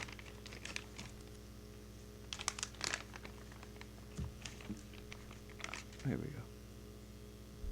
Oh. If indeed a real person has joined. This is the thing, I just soldered up 8 of them. It's like that arcade stacker game.